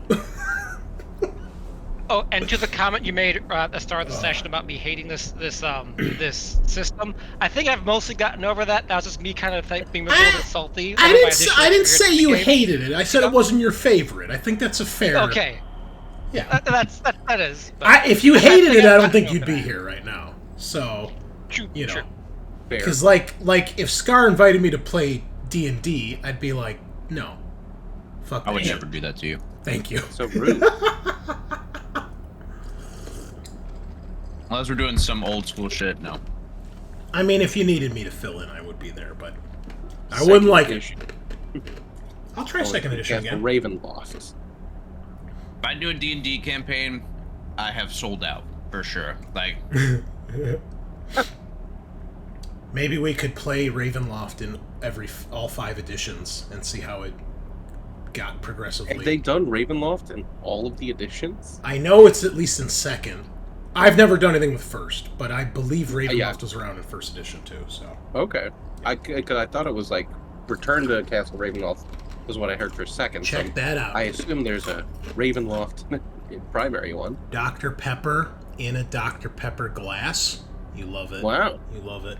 Oh my god, you're winning. Oh, you're winning. I love it so much. It's so good. You're a pepper.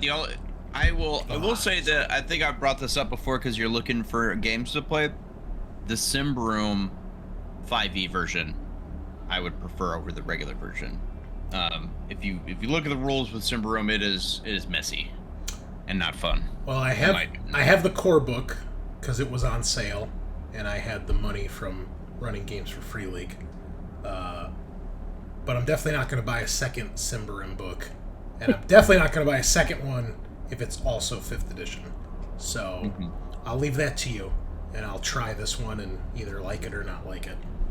It works system-wise when you take all the bullshit D&D does. It's not that bad, but yeah, I'll just take your word for that one. So, anyway, listeners, we're back. I got pie, which was really good. Thank you, Zach. And got some Dr. Pepper with a little bit of Fireball left over from last week. Also good. And we've got a dead alien monster basically sprayed across the inside of your APC. Luckily, Broderick was wearing a suit because there's no fucking oxygen down here. So despite there being black goo everywhere, everybody had suits on. But it is not pretty. There's black goo on most of you because the 2 guys that exploded. It's covering the inside of the APC, and it is all over parts of the walls here as well where the 2 guys exploded by the tractors. There is still the one miner, Madsen, who is still alive and looks in complete shock at what just happened. He looks terrified. O'Connell looks pissed. He's been around the block a few times, and he's gonna look at Ishikara pissed off. Ishigara and It's his whole crew look terrified and just like completely flabbergasted. This shit stinks like Wei-Yu all over. He looks like he's at a loss for words right now. Most of them, they look like shell shocked. Like you guys being Marines, you've seen some fucked up shit probably. And these guys are just civilians. They're just like, just what the fuck happened, Cruz is going to turn towards his buddy Ogata. Are you good, man? That thing get you? I mean, I'm not hit, but I'm not good. Yeah, I listen. So You saw that, right? I He just changed. Like, I don't- I've never seen anything like it. I didn't see anything happen to him. All I heard was you shooting into it, and then I saw whatever that is. Yeah, What is that? The woman who was in there with you, Ogata, the Asian lady with the long black hair, she's still on the ground. She's backed up all the way against the wall now, and you can see she's visibly shaking, and she's like pointing at the corpse, and she's like, he changed his arms, they grew, and his head, and his fucking helmet cracked, and then she looks at Madsen, and she's like, what about him? What, is he gonna fucking change too? And, like, you see everybody, like, starts arguing and shouting about, like, oh shit, is this guy gonna turn into a monster?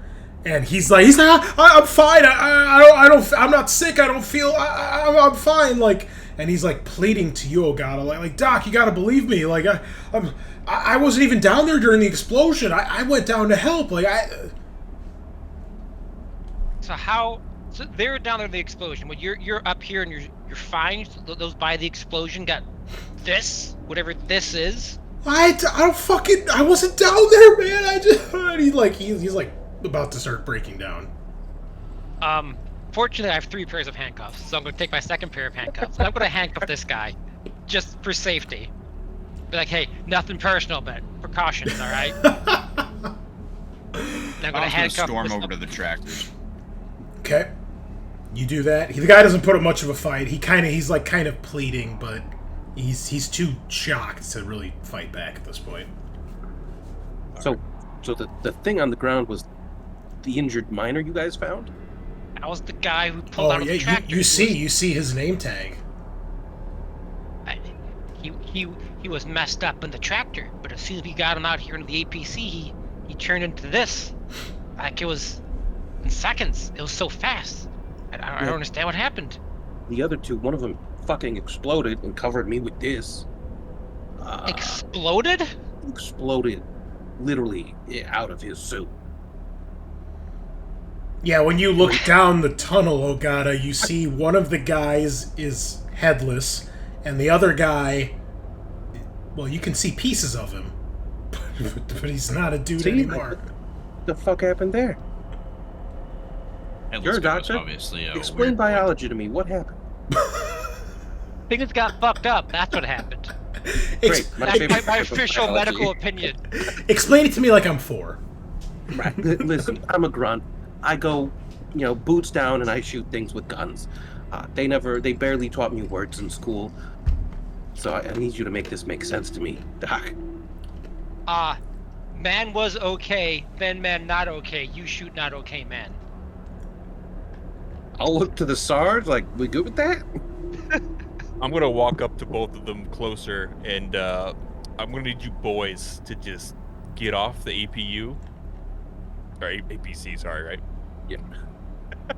No one's in the APC. Even Broderick's gotten out, because he's, freaked the fuck out. Okay, I thought we were still, in the doorway of it. Okay. You're in the doorway, but you're not in the APC. You're, staring at this body that's on the floor. Casting this on comms.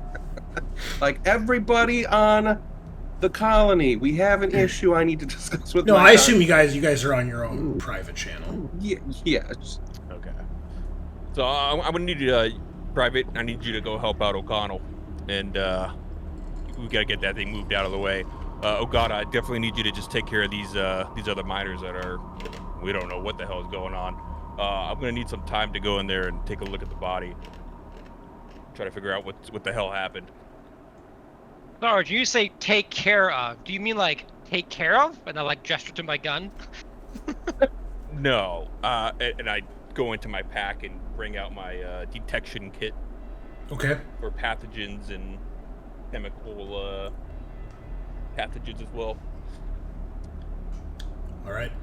Okay, well, I'm not going to look at any of these miners without backup. Because if this happens again, I'm not going to be by myself. Absolutely not. You guys only have one miner right now. Keep in mind. Right. Just Madsen. He's the only one that survived.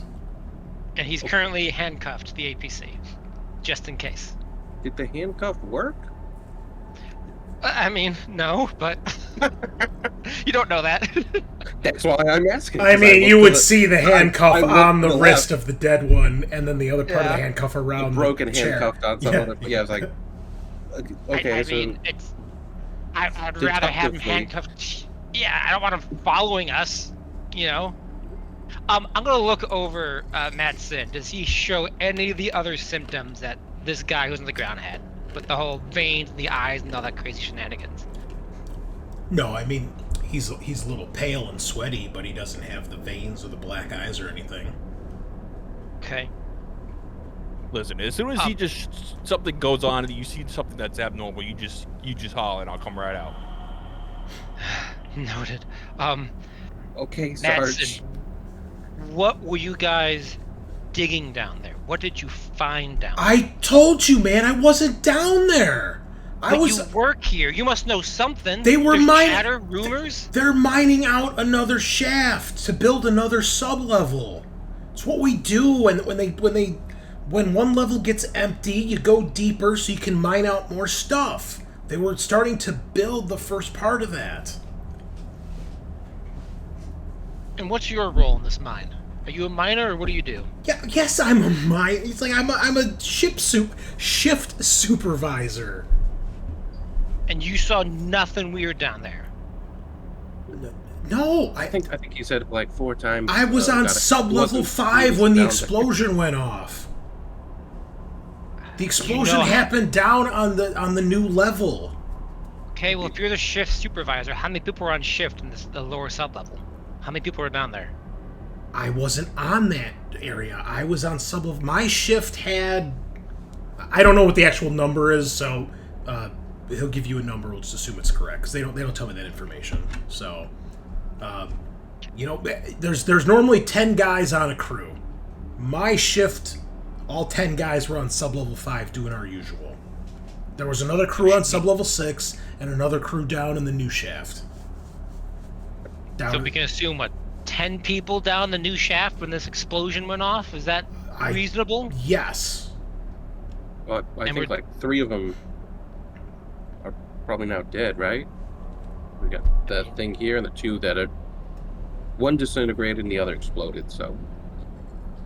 That leaves 7. So But- how did these 3 get up here to the top level when everyone else didn't?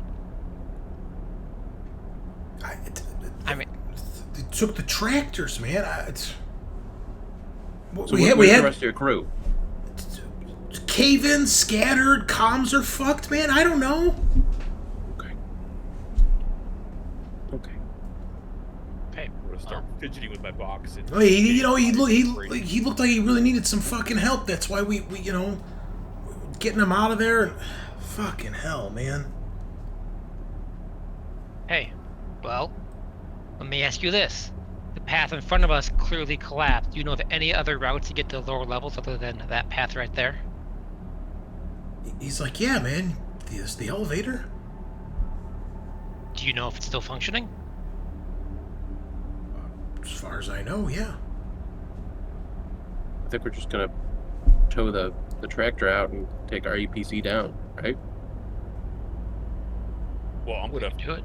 detect. I'm gonna use my CBRN detector on the body. So, Sergeant, you start scanning this thing with your detection kit, and it is not picking up anything that you recognize of any sort.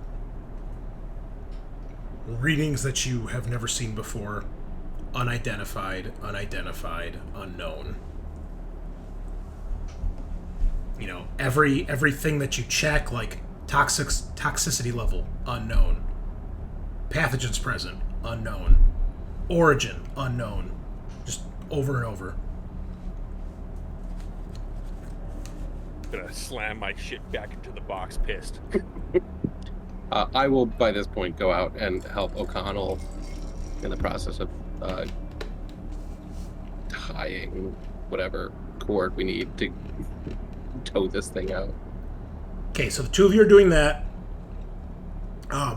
Sergeant is checking over the body. Ogata, what are you doing? Are you just gonna like watch over this guy and keep questioning him and stuff? I'm for the time being, until I have some level of more certainty that he's not going to have the same thing happen. Like, he looks okay for right now. Mm-hmm. I'm going to watch him for a little bit, keep my eyes on him, kind of keep a little bit of distance in the APC, like sit across, and just observe for the time being. And do you have him in the APC? Yeah, I have him handcuffed in the APC. Okay. And I also go inside the APC. Have my gun at the ready, just in case. Okay.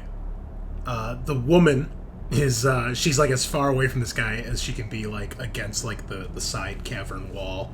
Ishigara's trying to get his people like calmed down. I need everybody to make an air roll. I think after all the excitement that just transpired, that seems appropriate. No. Sorry, what roll? Air. So if you on the first page of your character sheet in the bottom left-hand corner, you'll see consumables.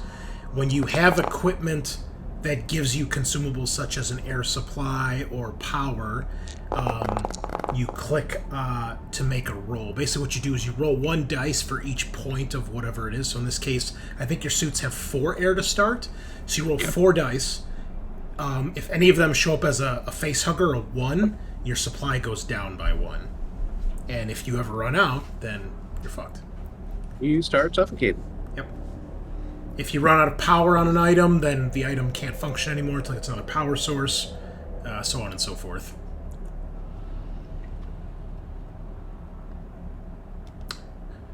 So, yeah, we need 1 more air roll from Sean. Oh, I thought I rolled. I did not roll. No. Okay. Weird. I just clicked the button. Okay, so Ogata, your supply goes down by 1. And you're the only one right now. Okay.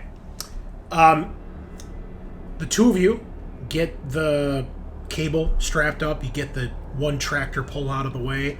There's enough room where your APC can get past the other tractor without having to move it.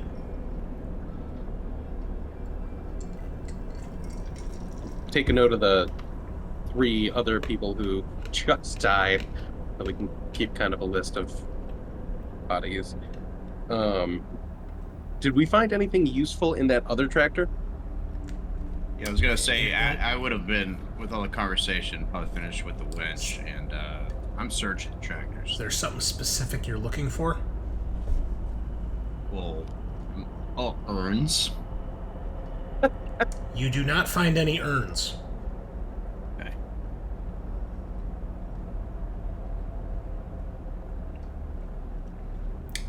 Is there some kind of something in the tractors that would be like give more air, or like an oxygen refill, or extra air tanks?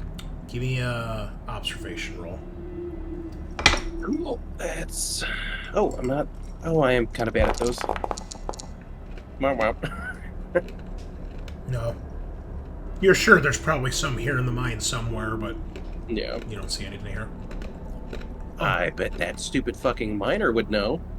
O'Connell, as you're looking around in there, you notice Ishigara standing at the door of the vehicle, and he's like, "You ever seen anything like that before, Corporal? I'm sorry, PFC?" No, I've never seen nothing like that. I mean, I've seen my fair share of illegal chemical warfare, but nothing like that. Nothing that turns somebody into a monster. I'm afraid of what we might find if we go any further. Honestly, I was gonna ask you that question, and There's gotta be something you're not telling us. I mean, you told me about the urns, okay, but that can't be all way you told you. He gives a deep sigh and he says, Mr. O'Connell, I've told you what they told me. They were very vague. They said, be on the lookout for metallic urns. That's it.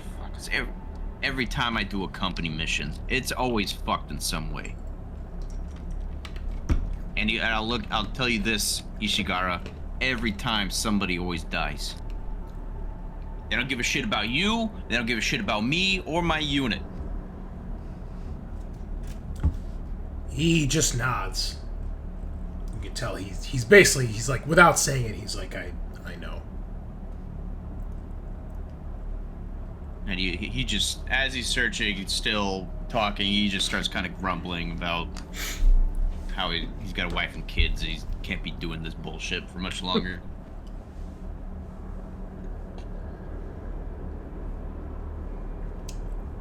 You see, you can tell he's standing there for a moment, maybe thinking of like what to say, but maybe nothing comes to him, or he's not sure. Maybe he doesn't know you well enough how to try to comfort you. So we would like see the camera over your shoulder, you know, with him behind you. He just kind of hangs his head, kind of defeatedly, and climbs out of the vehicle. And, as he's climbing out, I just say, "Look, sorry, I lost my temper. It's a lot of shit, real fast. This mission went real quick downhill. Let's start thinking cool here. You should know this equipment and these tractors that you're using here. Can you tell me what may have caused this kind of damage? Was it one of your blast charges or what?" He like pulls out a flashlight and starts looking around, and he's like, "Well, I'm no expert on mines, but looks like maybe something caved in a bit.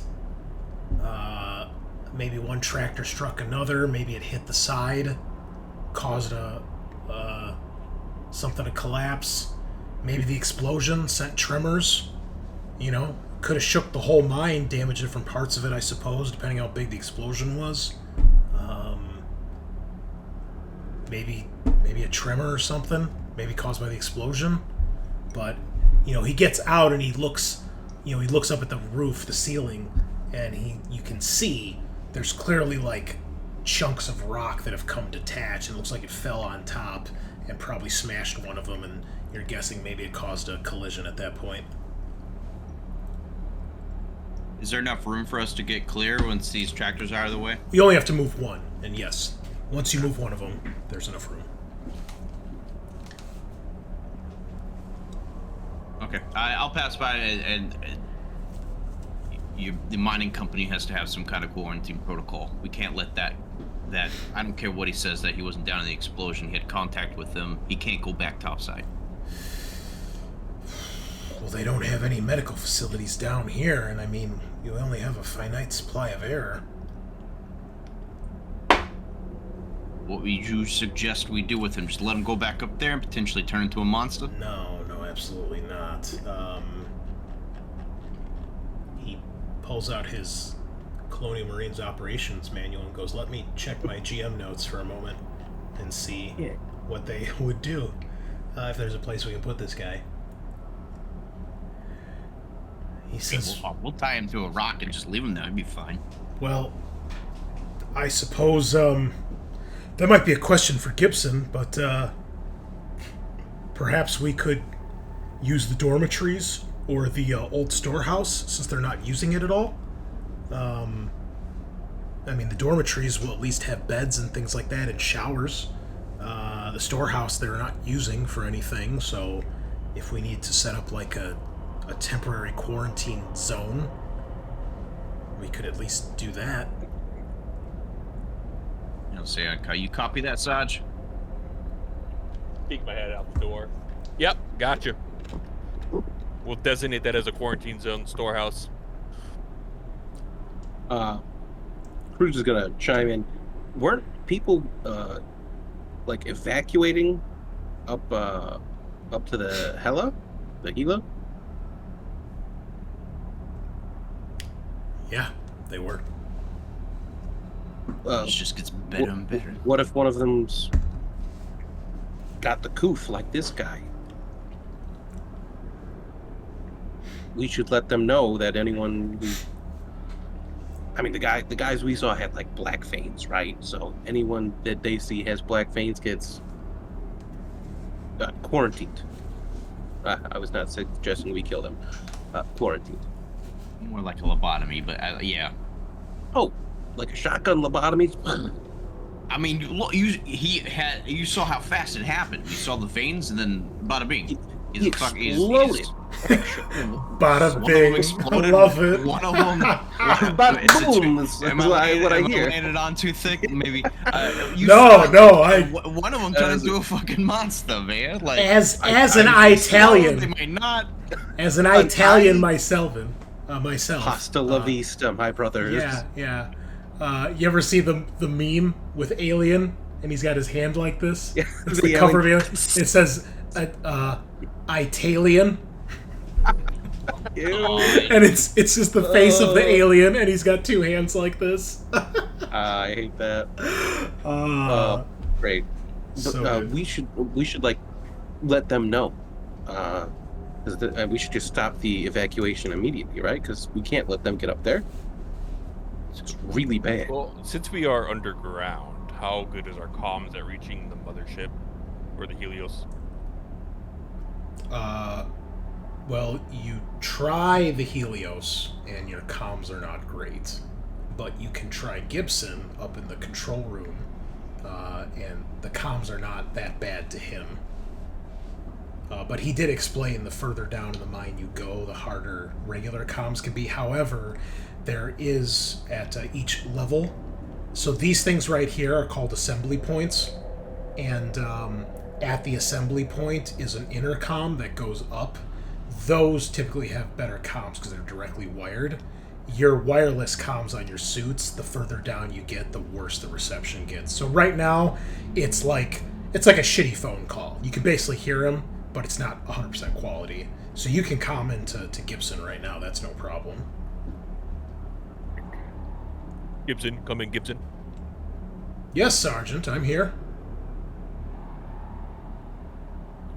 Gibson, come in, Gibson.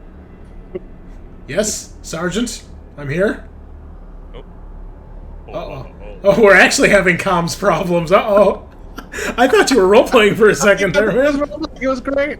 I literally muted my headset where you say I didn't hear you at all. That was awesome. You're gonna keep stretching it out. Yeah. Like, Man, that would have been a great bit. Hello, Sergeant? Sergeant, can you hear me now?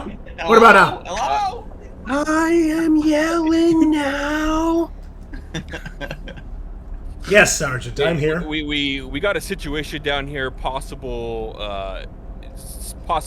contamination or infectious disease that we need quarantine on everybody that's being transported out. Understood. Quarantine of what exactly? What do you suspect? I honestly have no idea, but we just got someone that turned into some god-awful monster, and it happened relatively quickly. So let's get everyone quarantined in the storehouse for the time being, and shoot to kill anyone that's got some black veins showing up. You hear there's a delay, and you see Ishigara walks up to you, says, "Sergeant, may I?" Sure. Gibson, this is Mr. Ishigara. Do you read? Yes, I'm here, Mr. Ishigara. What the sergeant means to say is we have an unknown pathogen contaminant possible in the mine. We need to stop the evacuation and make sure it does not get off the moon. Suggest to quarantine anyone showing signs to the old storehouse, if possible. And he says, understood, Mr. Ishigara. Are you asking to quarantine everyone? Or just those that are showing signs of this contaminant? Let's go ahead and go with signs. We'll save them their lives for now. Understood. All right, I will calm up to the to the Hela, and let them know. I'll see if they can get the rest of your Marines down here to help with that. And, Roger that. He'll, we would see him then start chiming up to there. All right, boys, how are we doing with this this blockade? Path is clear. You got one tractor out of the way, so you guys can move. So Chris, we are supposed to meet a contact from the Gila on site. Was that Ishigara? Yes. Oh, okay. Right. So. Wonderful. The way you guys are contacts for home base. I love that. That's a good sign. I'm gonna go. So how long is it gonna take us to get this guy in the dormitory? I guess I should probably ask Ishigara that in character, but... No, 10, 15 minutes. Why don't we send someone right. with a hyper sled and have him on it? We can let Ishigara use his hyper sled as a transport to get this guy up to the dormitory so we don't waste any fucking time. You guys can do. He'll send one of his med techs to do it. No problem. Amazing. All right, so and I will point out the Asian woman refuses to drive this guy up there. She's like, "Fuck that noise." So one of the men, basically, you guys put him on the front of the sled, and he starts hovering it up there. Is he chained to it like one of those guys in the new Mad Max? I mean, he's kind of like sitting on the front with his hands behind his back. So, I mean, yeah, a little bit, yeah. I mean, you'd probably tie him down just so he doesn't like fall off and then like hurt himself. So, right, yeah, but we're not like hooking up his IV to like an oil tank or anything. Jesus. What they call it, the shiny chrome god or whatever. Shiny and chrome. Yeah. So dumb. You know, that was just food coloring they used in the movie when they did those shots. Yeah. Okay, so you're down one med tech, but he takes Madsen up there, and they start setting up a quarantine, and hopefully shutting down the evacuation. What do you guys do? I'm gonna walk over to Ishigara and pull him aside for a second. Sergeant? Yeah, just want to kind of let you know, try not to step on any of my toes when it comes to these kind of situations, as I am a specialist in this kind of field. And judging by what I just saw, it takes mere seconds for one of these things to turn. So, I understand this is your mine, but like I said, I'm taking over jurisdiction of this during this rescue mission. So unless you want more people dead, try not to undermine me. Huh?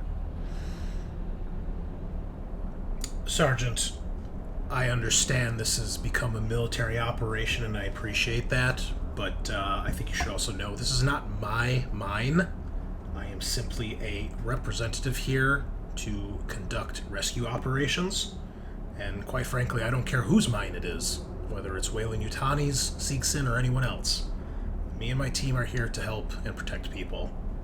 And also, I thought it was proper I asked to speak with Gibson before I stepped on your toes, so if granting me permission to speak and then telling me I'm stepping on your toes is stepping on your toes, then maybe just don't grant me permission in the first place. Can I share a glance with Ishigara? Like, you guys can give me observation tests, because you didn't pull them aside, so they're whispering this. Okay. If you want to hear this. He says, yeah. I understand you and your men may not trust me because of this uniform, but I guarantee you, I do not know what's going on in this mine, and I have no desire to see anyone else die or turn into a monster like that. And I'm just as curious as you are to find out what the hell is going on here. So, with that out of the way, perhaps we can stay out of each other's way and get to the bottom of this. I concur with that. I just want to make sure, it's not that I don't trust you. It's that, these are my men as well. down in here on top of my crew that's here looking for our men, your miners. It's my job just to make sure everyone gets out of here alive. Well, we have the same job then, Sergeant. And having served in the Coast Guard myself, I understand your sentiments. So I understand and I respect what you're saying. Yeah. Hit my hand on his shoulder and give him a little tug, and then I was like, let's keep moving. All right. And he gets the rest of his crew to come with you guys. You guys hop back in the APC and start heading down further? Sounds good. Yeah. Okay. Load the shotgun, wipe off my visor. You guys get down to the second level. Do you explore it or just keep going down to the further levels? Shouldn't be anybody down here, so let's keep going down. Okay. When you guys get to about here, between the third and fourth sub-level, as you're coming around the turn here, when you get to about here, all of a sudden, there is no more road. And you hear Broderick go, Sarge, we got a problem. What are we looking at here? You look, and you see that the entire floor has collapsed. And you don't see the ground. You don't see the road. Like more cave-ins. Well, the floor collapsed, right? It's not like a mine shaft collapse, but the actual floor dropped down. Yeah. If none of you do, Ishigara gets out to go take a look. And if no one goes out there with him, he comes back and he says, Sergeant, the whole floor is collapsed. I can't even see the bottom. The APC's not going this way.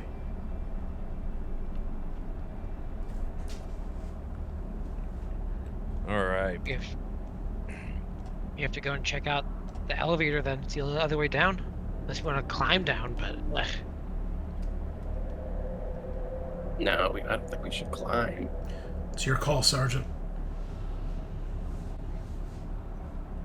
The elevator was still working.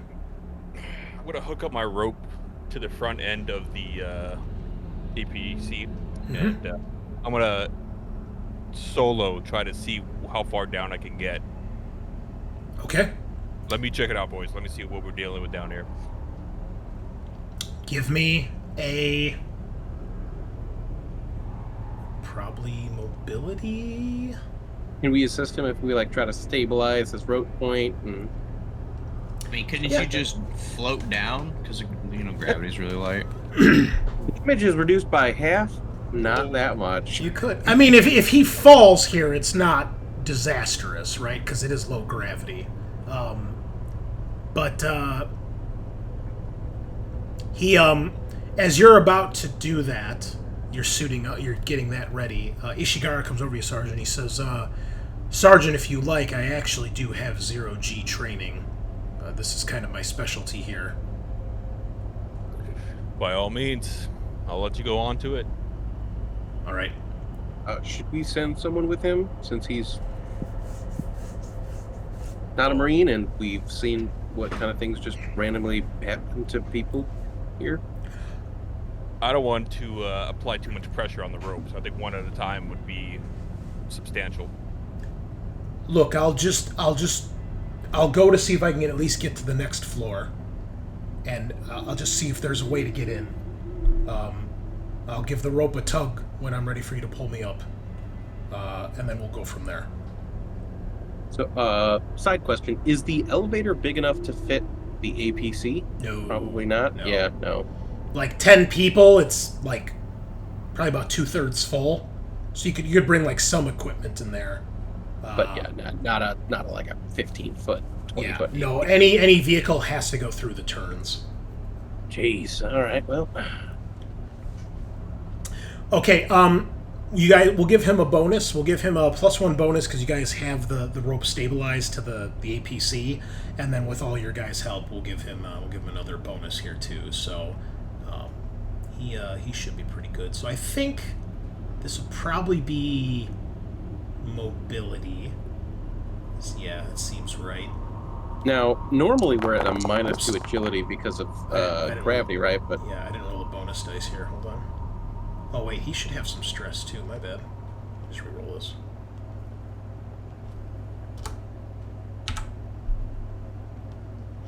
He doesn't get the negatives because he has this talent. well, I was just gonna say, like, if you're trying to like climb down in 0G, it would be easier without the gravity, right? Yes, theoretically, I guess. I've never been in 0G. I've also never Yeah, tried to I climb mean- down a mine shaft in 0G. I can't say from haven't? experience. I'm just theorizing. Also, but, these suits are pretty big and bulky. They're not very conducive to climbing, so let's just go with the negative Oh, 2. okay, like the okay. rules say. I get it. Shut the fuck up, John. Yeah. That's what you're saying. Okay, there we go. So he gets 2 successes. There's enough plot. We've already got 1 plot hole. Do we need 2 right now? Kinda, yeah. So he makes it down. He's down there, and eventually you hear him over the comms. And between the two of you, or between the 2 floors, it's not too bad, but it is a little garbled. And he basically says, like, okay, we can reach sub-level 4. All right, boys, one at a time. I'm going down. Grab anything you need off the out of the vehicle, and let's get in. Go on foot from here. All right, so anybody who's climbing down makes a mobility test. You get +2 from all the bonuses, so it'll be straight with the -2 from the gravity. I'm gonna at this point talk to the sergeant. Sarge, I mean, we're down here potentially rescuing injured miners. Are we still gonna be able to go up the elevator if we get them? Because I don't see how we're getting them up this. They can't walk or something. Let's figure the situation out first, because we might be able to still go down the other sub-levels to the elevator. Yes, sir. All right, so Schmidt, you go first. You panic. You keep it together, but you have no successes, so you fail. So you are going to slip, and now we have to look up falling damage. Yeah, hang on. We get a +2 to this, right? You said? Yeah. It takes away the minus, though. Wait. Hang on, I got you. I am a climbing. Never mind. Well, remember he I'm went. gonna use a success to like help him. Yeah, if I got but to he went first. You're going one at a time, so your Okay, your fair enough. your success doesn't matter. Doesn't count. Okay. Hey, let my me- success still matters, okay? No, Just not in does, that way. doesn't fucking matter. You don't Chill. What would this be under? Probably other hazards would be my guess. Just gotta find it.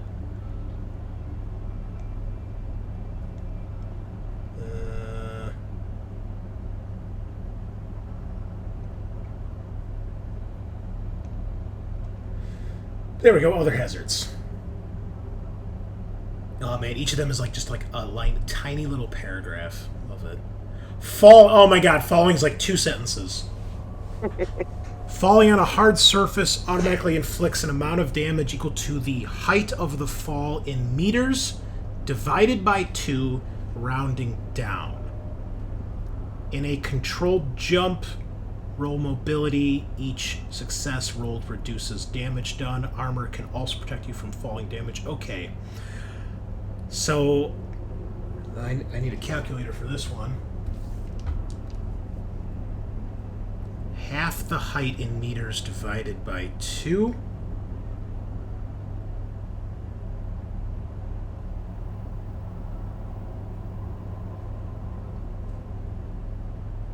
Of course, they don't tell me how far each level is. Well, the mine is 600 meters deep.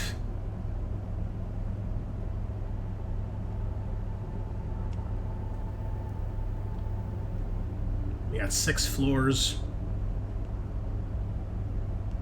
And then, Not 2 equal fairly space large between 'em. sections above and Might below. divide it 12, maybe.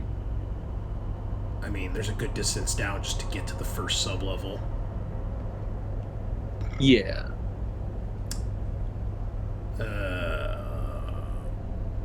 So each fall might be fucking 150 meters. I mean, it's gonna be huge.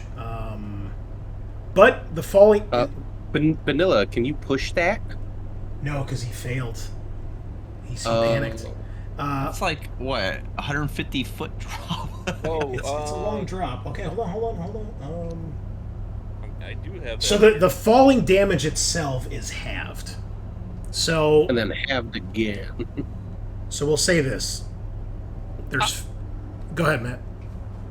I could potentially use my grappling hook and try to fire my grappling hook at the guy falling down, try to catch him. Ooh, I might hurt him in the process, but it's better than falling that far. Impale me as I'm falling. Gotcha. I he mean, would catch you though. I might be able to catch you, and with the low gravity, maybe I can stabilize you. I don't know. You might take some damage in the process. You might drag me down with you. I don't know. Keep in mind, if you do that, you will probably pierce his suit as well. Or if I just shoot it past him, and maybe he'll be smart enough to just grab the rope, and maybe... Yeah, what if I kind of shoot it to his side? I'm trying to hit him directly, just kind of shoot the rope past him, so the rope's there next to him, and hopefully he can grab the rope, and maybe we can prevent a tragedy. I would say you need to make a mobility test to do this fast enough, because even with the low gravity, this is all going to happen very quickly. And there's no light down here, so being able to see, like, if he slips versus is he falling is probably hard to do, because, you know, if he slips right away, you'd see it, but if he's halfway down and then he slips, he's probably out of sight. So I would say make a mobility test. If you pass, One dice. which you don't, yeah, it does. It happens too fast. Yeah. Okay, so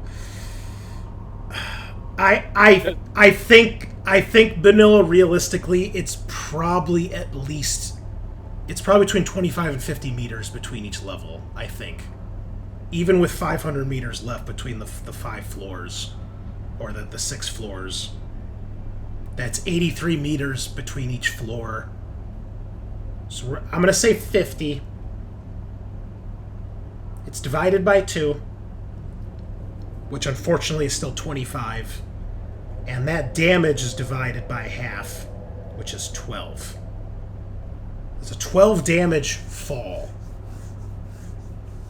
Armor's 5. Oh, fuck. You still get to make... Yeah, that's There's a lot. no fucking way. That's a lot. Wait, Bunnilla, do you have a grappling hook? I do not. What items do you have, my man? Let's see. We got A mattress? Personal shades. You look cool while you're dropping. All right, I'll tell you what. Make a mobility roll. For each success, you can reduce the damage by 1. As you try to... I mean, the other problem is you can't push, so that's... Can you try to re-grab the rope on the way down, or is it too far away? That was kind of my idea with the mobility test here. We're Marines. Okay. Why are we not rappelling down? Sarge just started going down to everyone to follow. All right. Trial by fire for her. I will tell you what. Ishigara is down below. He will try to reach out a hand and grab you as you fall. Oh boy. Is there finger shit? So like, how quickly do we see him fucking flub this and start to tumble to his impending death? I mean, it just says it's low gravity, right? Like I don't. Right. It's not. So like. Oh my god. Is there? Can I like try to jump down and quickly rappel down, pushing myself off to try to save him? I mean, again, I think you need to make an observation test. Well, I'm sorry, what did I have you make, man? A mobility test? Yeah. It was mobility. You need to make a mobility test to react fast enough, I think. Okay. All right. Keeping it together. You like Once jump, and as you jump, you're like, "This is a terrible idea." But you do jump. Make another mobility test to try to catch him. I will use my story point to succeed. Remember, story points just give you an extra success. You still have to make the roll. Oh, okay. Well, do I have to determine my story point used before or after? Either. Your choice. Okay. Would want to deprive you of a potential panic now, would we? No, Alright, not I at all. guess. No. Okay. You guys all see it's like slow motion as Cruz just jumps off the ledge. And as you're falling like it's slow motion, Sergeant, all of a sudden out of the darkness, the last person you expect to come save you comes barreling in your direction and manages to grab you. And between everything you guys have set up in Ishigara down below, you guys bang against the wall a couple times. You don't take any damage, but he does stop you from completely buffing it. And you do make it down to the next floor. Well Holy done. shit, Private. You just saved my life. Yeah. I think I'm gonna throw up. It was way worse than I thought. Perhaps we should check to see if the elevators are working rather than send the rest of the team down this way. Yeah. I concur. I'm I gonna don't radio up to O'Connell in Ogata. Mugatu. Boys, I think we recommend you guys just heading back up and taking the elevator down to level 5. Level 4. And we'll meet you guys there. Really, Sarge? Brilliant idea. You don't want us to wait for you to come back up? You want us to split up? I don't need no sass. Get your ass to the elevator. Yes, sir. It's not a terribly far distance, Mr. O'Connell. By the time we walk there, you guys can probably make it back up topside and use the elevator. As I'm walking to the elevator, I turn off my comms, go to O'Connell. What is the sergeant thinking? We have, as far as we know, a functioning elevator. He just dives down into a pit and almost dies? What is this madman thinking? Jeez. Maybe he knows something we don't. It's not our place to question command. Maybe he doesn't know how gravity works. I don't know. All right. God damn. I'd use the bathroom really quick. You guys can shit talk a little bit more if you'd like. Sorry. I was thinking after I saved you, a promotion might be like, you know, in the works, an extra 50 cents an hour, plus hazard pay, of course, right? I'll consider it. I'll consider it after I clean the shit out of my underwear. Yeah, Private, did you just ask about the bonus situation? I did. Yeah, I'm thinking if this is a really stressful situation and we should request command give us, you know, what's a going rate for a Marine, like $2.50 an hour bonus? Maybe I'll throw in some extra rations for you. Gonna be honest, the rations are pretty shit, so I'd rather the money. But if it's nothing or rations, sure, I will take whatever rations. We're not starving. Well, you know, Private, maybe you're being a little irrational. Oh, we've got a joker up here. That's good. It's good. Good old times.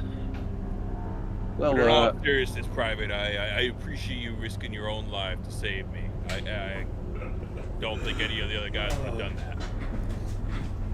yeah.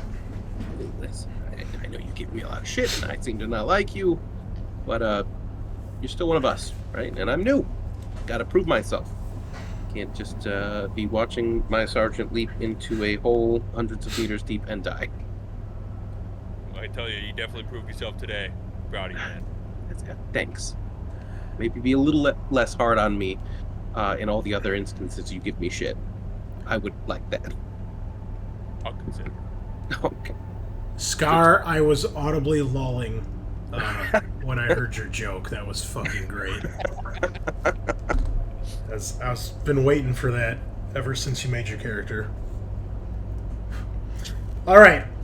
So, most of the team up in the APC make their way back towards the elevator. And Schmidt, Cruz, and Ishigara begin to sweep through sublevel 4. So it's mostly a straight path. There are some side paths that go off, but not very far. I'll show you. This is level 5, but they're all kind of the same. So can everybody see this? Yep. So basically, you guys are here, so basically, imagine these two zones right here are gone because of the cave-in. So when you lower, you're entering right here and then going down the path. So there are some of these things that are labeled as access tunnels. That's just another tunnel they've mined into the rock so they can get further and mine stuff out of it. And then this central spot is what they use to go down the length. So this is much wider. This can fit some of the equipment. The access tunnels are a little bit more narrow, depending. These ones are a little bit bigger because on sublevel 4, they're older, so they were opened up. But as they go down the mines, they then backfill these tunnels to make sure there's less likely chance of collapse. So since sublevel 4 is no longer being used, these access tunnels are filled in, and it's pretty much just the straight path from east to west to get to the assembly point. So you guys are making your way down there, and it looks pretty much abandoned, right? There's no signs of anybody went down here. Please give me observation rolls, please. Also, I think I was going to say, Adam, you should probably increase your stress by 1 after almost plummeting to your death. That's fair. That is very fair. And I'm sorry, the observation test, is just for the 2 that are down here, so Schmidt and Cruz. Not sure if we joined up yet. All right. I'll make one for Scaarr too, since he's with you guys. Oh, he's got pretty good observation, actually. God damn, okay. He's got 3 ranks in it. Okay. All right, well, all of you are making your way down the path here, and you hear something from your left down the tunnel that goes down the turn.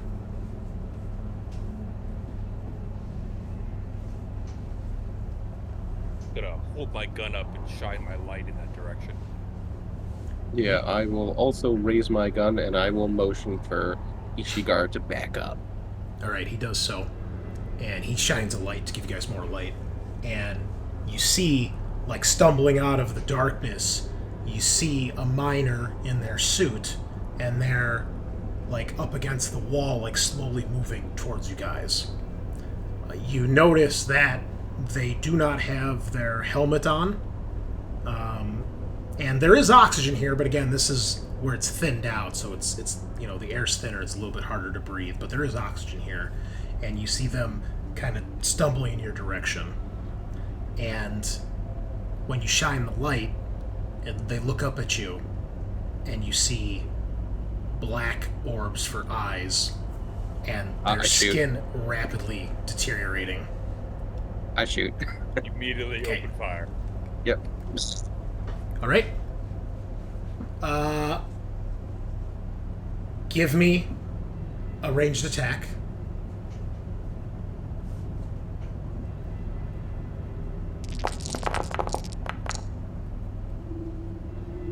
Nice, Jesus. All right. I didn't do the -2. Oh. Are you moving? I am not moving. Can I take the aim action? Oh. How many times do you want to roll the dice, I guess is really the question. Just once. Of course you can take the aim action. 4 successes. I'll add 3 to damage. That's 6 damage. Okay. And he doubles his armor. You shoot this thing, and it staggers back, and you see it starts to, like, twitch and tremble, and the same thing, its skin extends, and it just explodes. And there's black goo all over the tunnel.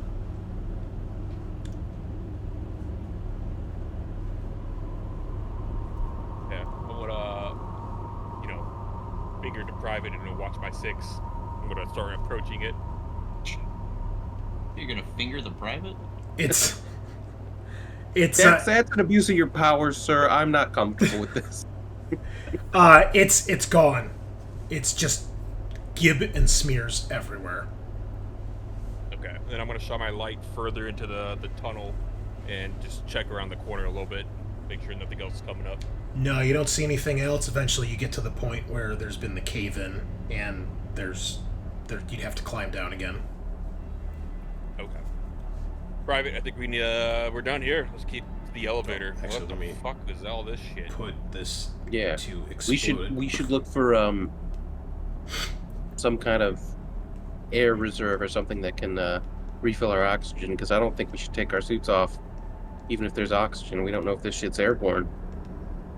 No, I 100% agree. We definitely are not taking off our suits at all at this point. Yeah. Should probably let the rest of the crew know.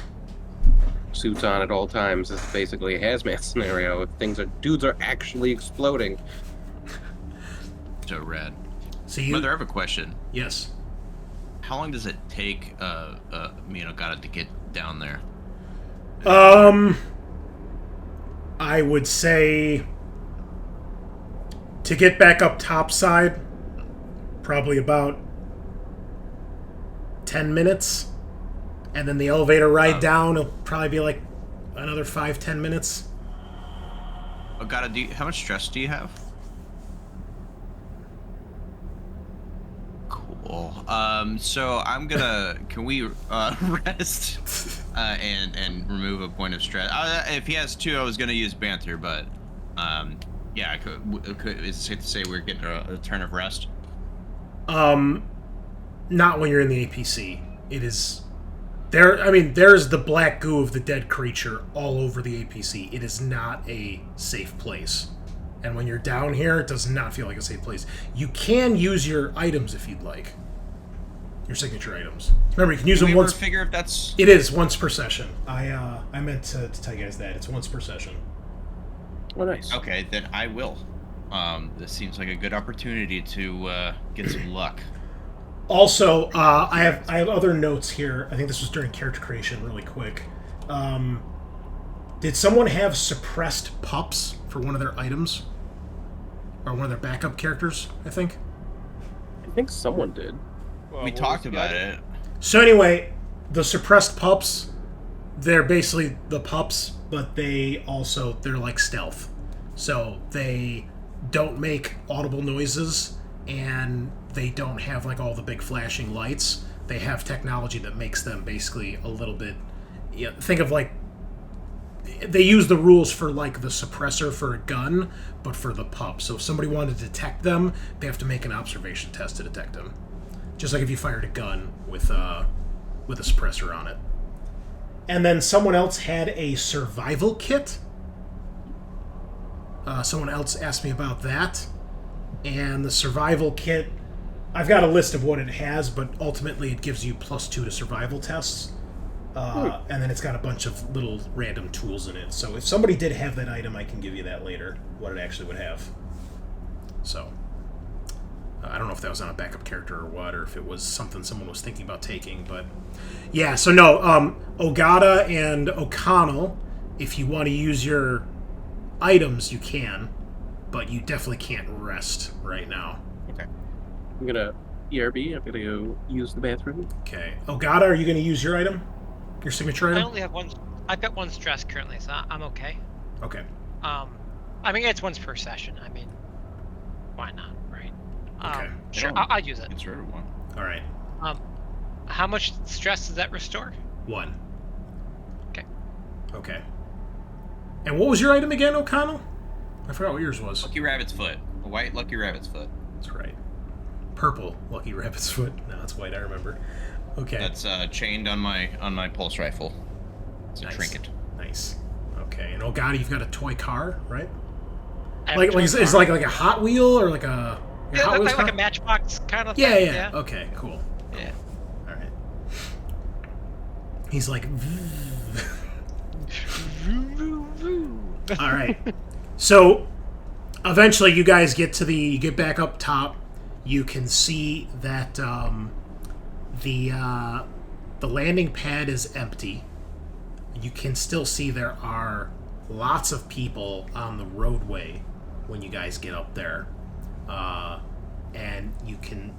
eventually you do see that your dropship is returning. You do not see the 2 medical dropships.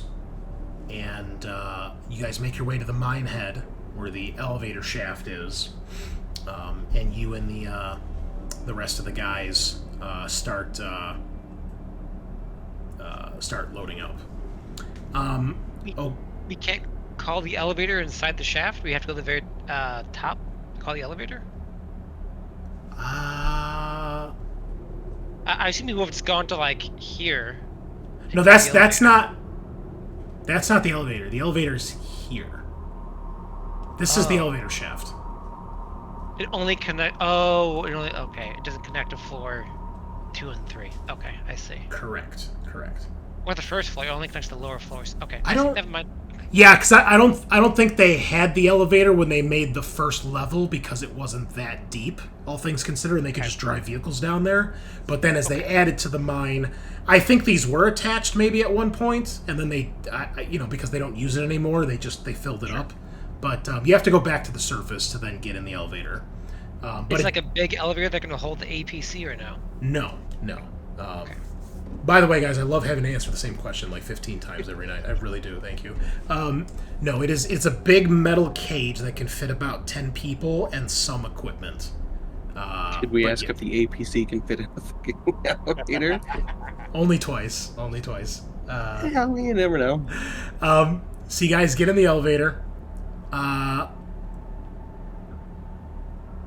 Give me observation tests, the 2 of you, Ogata and O'Connell. You ready? 1 success. So, you guys are in the APC, everybody's kind of quiet, you guys are kind of in your own world with your personal items, and by the time you guys get up there and you're unloading and you're getting into the elevator, you realize that there are only 4 med techs with you. There should be 5. Is it the one who was like called up in the corner, freaked out, that's missing? No, it is one of the Caucasian males that is missing. I'll ask the other med techs if they saw where he went. Yeah, so like the Asian woman's still kind of freaked out. She's like kind of like holding herself in the corner, like with her knees up to her chest. The other woman, and then the other 2 men seem to be like keeping it together for the most part. But they, it's like they kind of realize like, oh shit, like they're like, I don't know, like where's, what's this guy's? Does this guy have a name? I don't know if he has a name. Billy.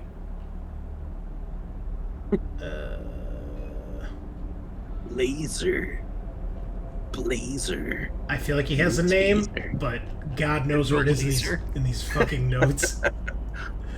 We at Globo Gym are better than you, and we know it. Let's see, is it here? I don't know, just give him a generic name like Williams for now. I don't... Do we know if he went missing during the trip back up top, or was he missing before we started driving up, back at the collapsed tunnel? You're like, you don't realize it. You're like, I don't even... The last you remember seeing him was, at least when you guys were moving the tractors. I'll try him on comms. There's no answer. Can we reach the guys on sub-level 5? You try, I'll try. and no, there is no... It's all interference. Okay. Matson's still handcuffed, right? Yes. Oh, remember, you guys sent him back upstairs with the hover tread. Oh, it's right. Finally getting use out of that thing. And if you guys do take a second to check, you do see the med tech you sent up here with the hover tread has him in quarantine, and it looks like now that your dropship has landed, the other half of your squad is coming out, and they're going to start trying to separate people that might be showing signs of infection. Okay. I want to get back down as quickly as possible. Okay. You guys hop in the elevator. You start. Sorry, God, I don't give a fuck about the med tech. He probably pissed his pants and ran away. Let's get out of here. We gotta meet up with the rest of the unit. Okay. It's weird, yeah, but I'm not gonna go back to look for him right now. We've got more urgent issues. All right. When you guys get down there in the elevator, you open it up. It's quiet. You can probably see the lights of the others at the very end of the tunnel. There's a distance to get to you guys. And then there's the little side area off to the left there. The what's it called? Kind of like near the assembly point. It's where the shafts are to put the ventilation shaft and then to drop the ore down the ore shaft. Give me another observation test, Ogata and O'Connell, please. Holy shit! What the? 4? God damn, son. Okay, so as you guys are making your way past the opening here, where you can drop the stuff off to the ore pass, O'Connell, you move past it. Ogata, something catches the corner of your eye. There's like a glint. You turn, and you see that there is a woman. She's excuse me. She's in a suit, and it looks like, with 4 successes, she was definitely hiding from you guys. Why she was hiding, you're not sure. But you see a woman who looks like she's probably in her maybe late 40s, early 50s. Kind of has blonde hair that's starting to gray. It's a little unkempt. You can tell she's got a uniform on that marks her out as being one of the mine crew. And this is the woman that you see. And you notice she obviously tries to hide, push to the side. You see a metallic urn that she's tucked away, and she was clearly trying to hide from you guys. And she sees you, and she puts her hand up when you guys when you point the light at her, and she says, "Oh, the Colonial Marines are here. Great." You don't seem too happy to see us. Kyle's gonna raise his rifle at her. She Step says, away from that fucking thing, lady, right now. So Scaarr, you don't see that because you didn't roll any successes. I thought she talked to us. Well, you see her, but you don't see the urn. Oh, my bad. Okay. But Ogata with 4 successes, nothing gets past him. Something shifty is here. But we'll say she's got it on the ground and she's pushed it to the side. So where Ogata's standing, he can see it, but where you're standing, you can't see it. She's in between you and it. And she says, "Did you not get the message from my android?" Who's your android? Gibson. About what? You're the lady. You're the lady that said you didn't need any help. Yes. Well, I have some pleasant news for you, ma'am. I'm gonna try comms for the rest of the unit as I leave that hanging.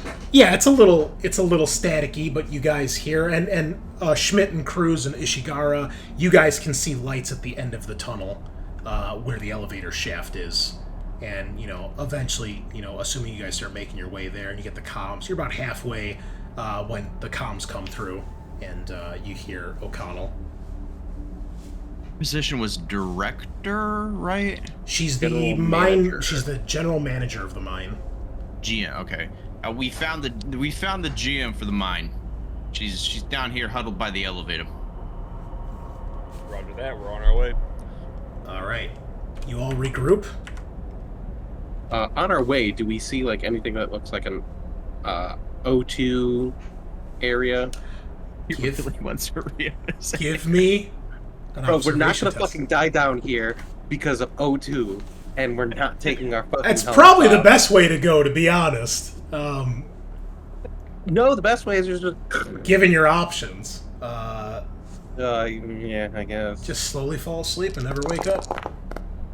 One success. So you go past like a checkpoint where they've got like, like a fire extinguisher, first aid kit, that kind of shit. And you do see on the floor, there's a couple air canisters. And you start looking through them, empty, empty, empty. There's one that has 2 air supply in it. Okay, I'll pick that up. Alright, Sarge, I found one of these. We got some extra air if someone starts to run low. I found one of these for my suit, so good luck. No, I'm currently good, but some of my homies might not be good. And if they start clawing at their mask, just I'm gonna interrogate this chick while y'all make your way over.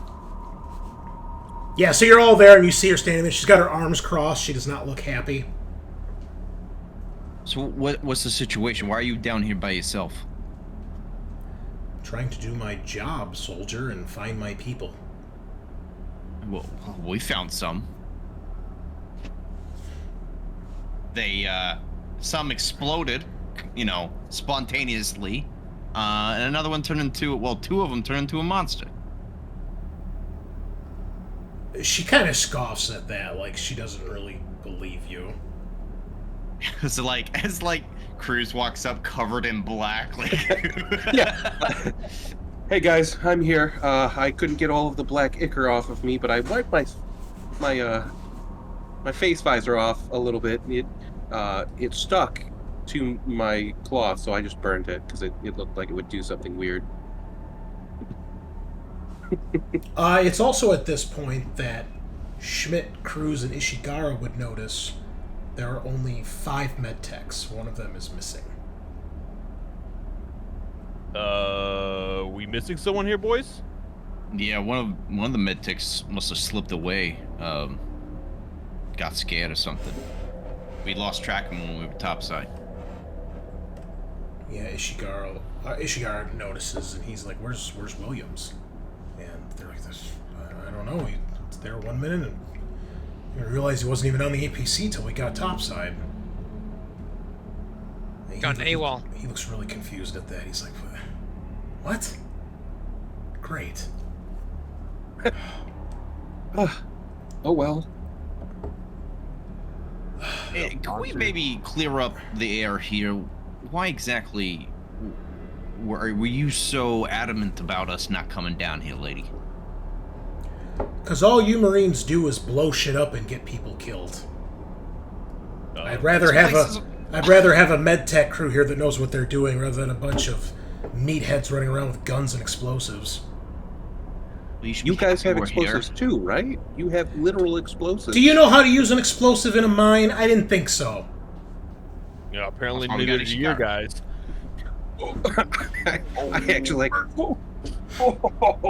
Okay, Sarge is coming for blood today.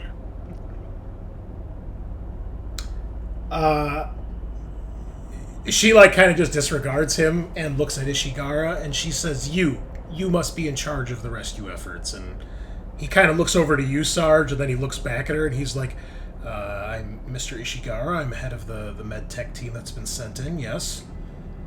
And she says, "Well, there's no one on this level. I've checked. So perhaps you can continue searching and help my people?"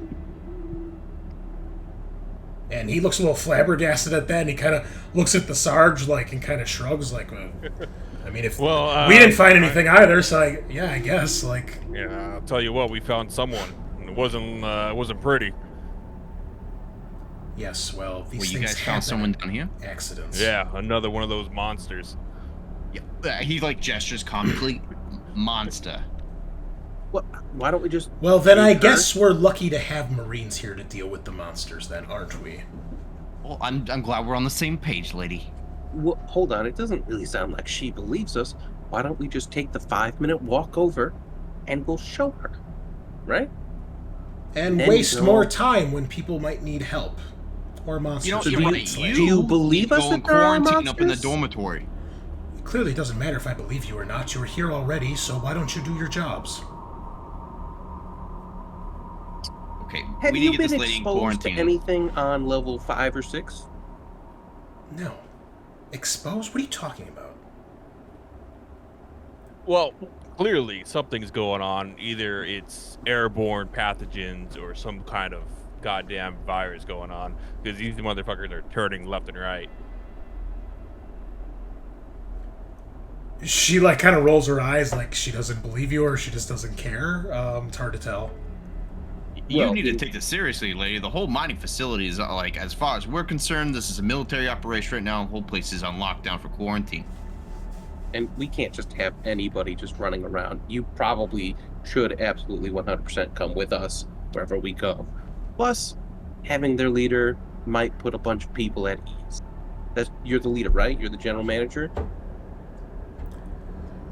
Yes, as you're all already aware, clearly. Yeah, I meant that sarcastically. Yeah, I don't. You know, you talk about you don't believe us. I don't know if I believe that. That's like, how did you get this job? This place is falling apart. Have you ever worked for a corporation? That's how this think the works. military is. We We do get- missions for the company all the time. We get shit equipment, we get shit pay, we get put on a shit planet with a shit job, and then when shit goes down, we get shit help. That's how this works. Well, maybe if you don't decline the help. You're already here, right? Do what you will. All I hear is boo-hoos. Can we stop talking to this lady's wasting time like she actually, the only sensible thing she said? We need to do something with her, either lock her up upstairs or take her with us, and we need Yes. to keep searching. Take her with us. So we're She's- gonna take her with us, because I don't want her out of my sights. I don't like her.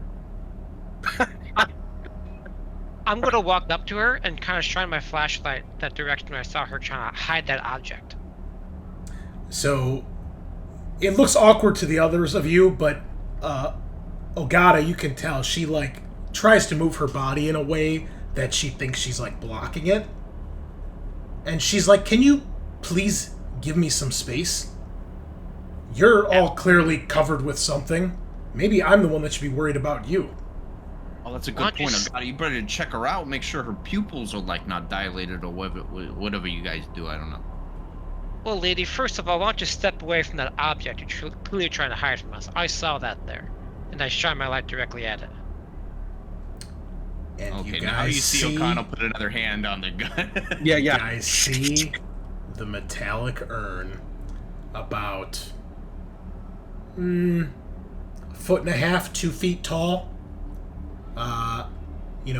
It's kind of arcs like that, then it arcs in. It's silvery, bronzish, metallic color. You can see there's a line around where clearly the top comes off, and other than that, it's totally smooth. Nothing engraved on it, nothing carved on it, and I think that's a great place to end for tonight. Oh, no. Love it. Yeah, you see him, O'Connell picks that rifle up. You see him pull back that fucking bolt like right away. Yep, I just check the slide, raise it. All right, this hoe is dead. Oh, fucking... Right. I know nothing about these urns. What's the significance here? Yeah, that's the No. best part, because he wasn't... Ogata wasn't part of those conversations, so he doesn't know... I have no idea what this is.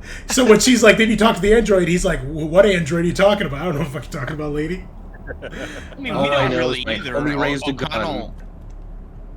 O'Connell only knows that the company is concerned about it and there's some biological bullshit going on, and that's all he needs to know. Yeah, so the only thing that the team knows about the urns is that Mr. Ishigara told Scaarr's character, hey, when the company, like, they told me to be on the lookout for metallic urns. They didn't tell me why or what they're for, but he's like, I've been around long enough to know that, they were...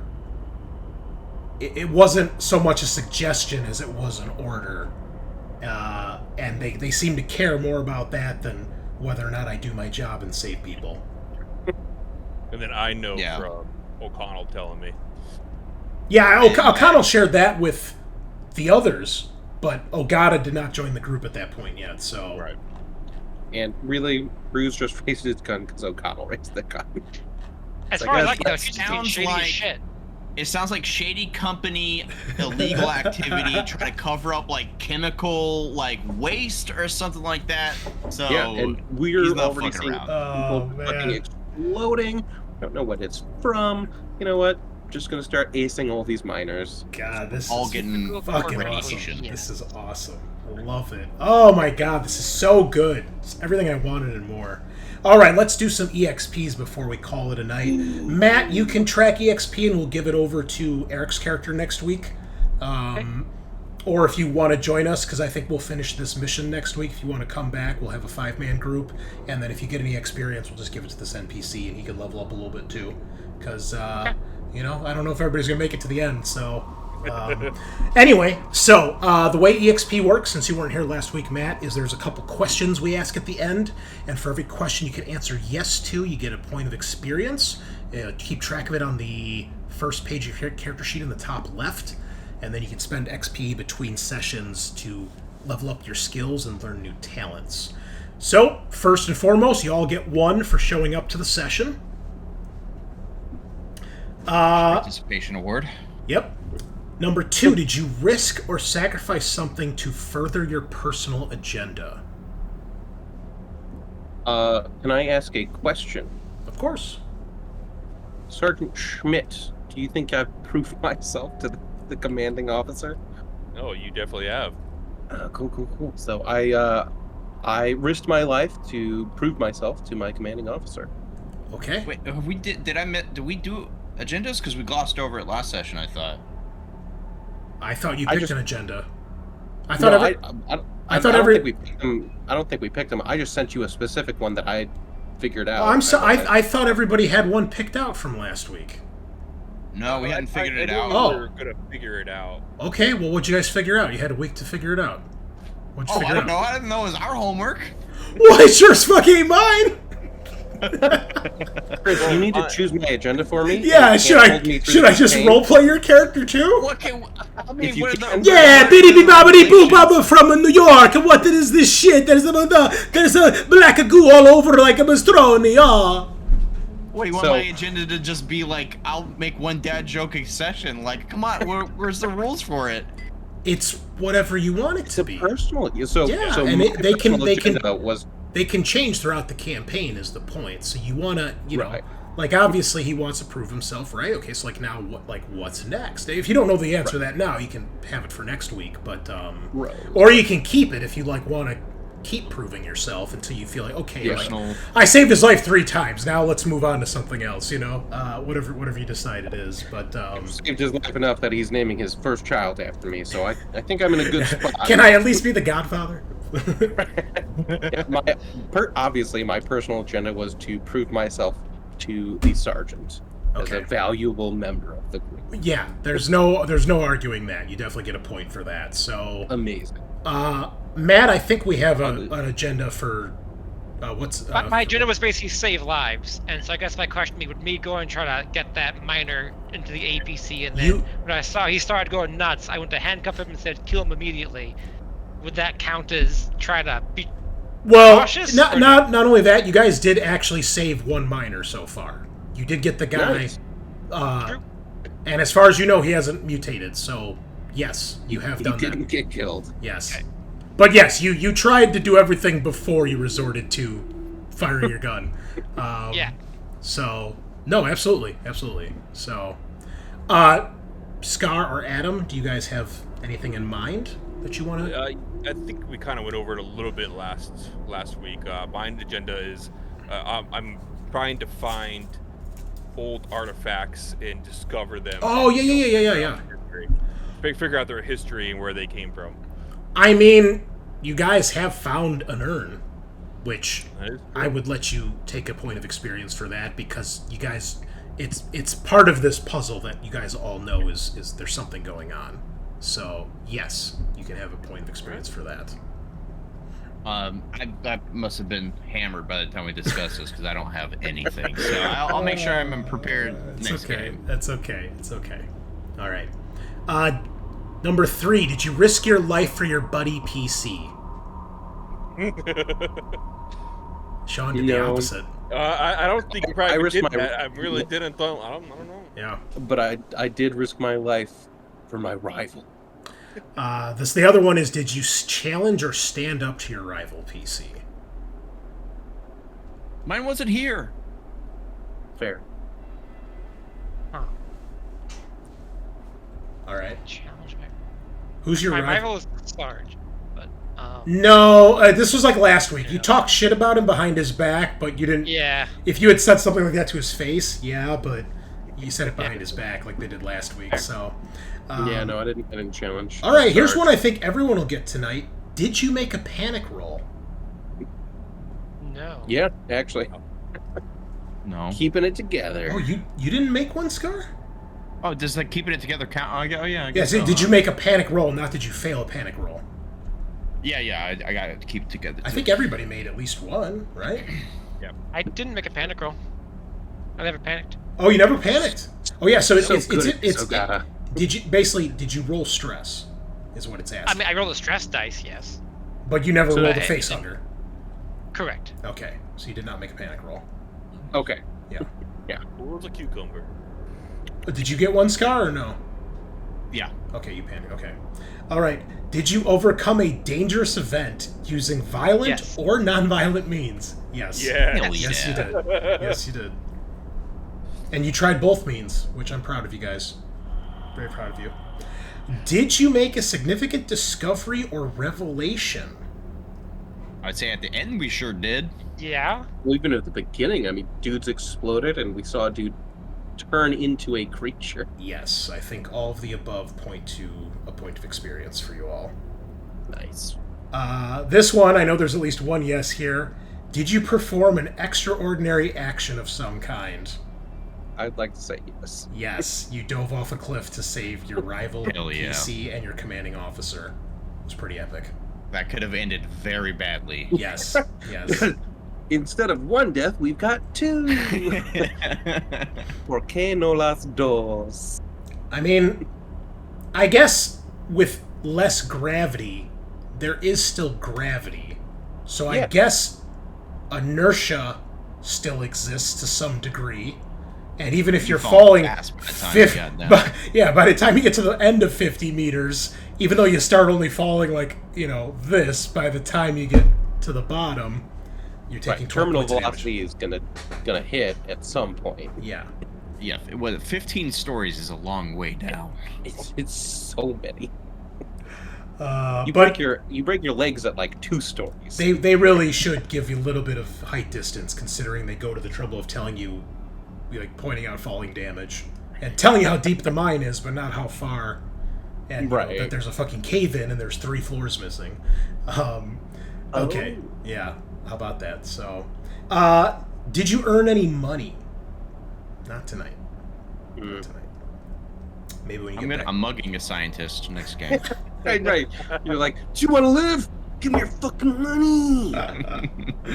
Remember, Spoils of it war. needs to be significant money, not like, oh, I fucking jacked this guy's wallet and got $100. Wire me your life savings. If you convince someone to do that, I'd say, did you earn it? I mean, I threatened a man, so yes, I definitely earned it. And there's no proof because then I shot him Yeah, So- I risked incarceration. in the Alright. Marine. Okay, so what was everybody's XP totals for tonight? I got 6. Nice. Got 4 4. for me.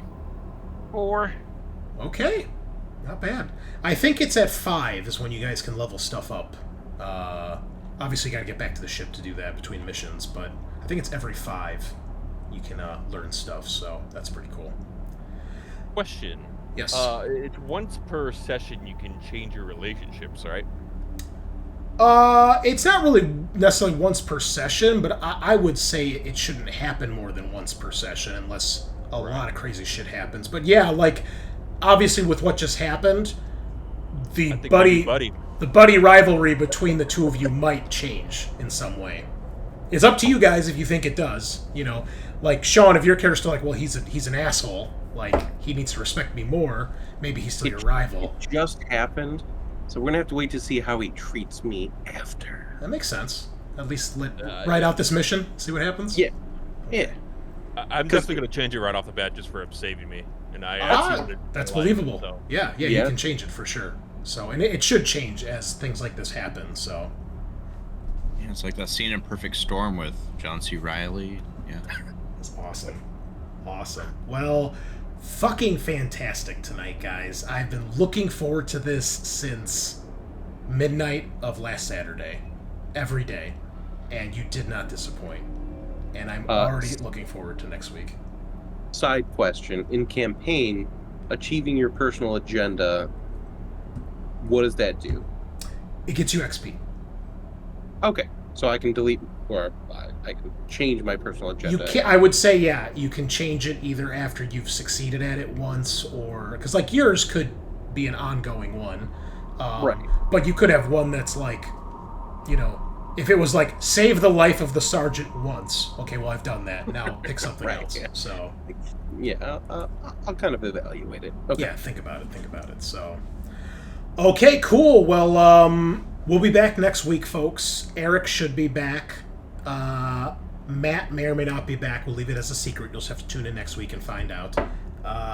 And yeah, I think next week we will finish Operation Deep Shaft.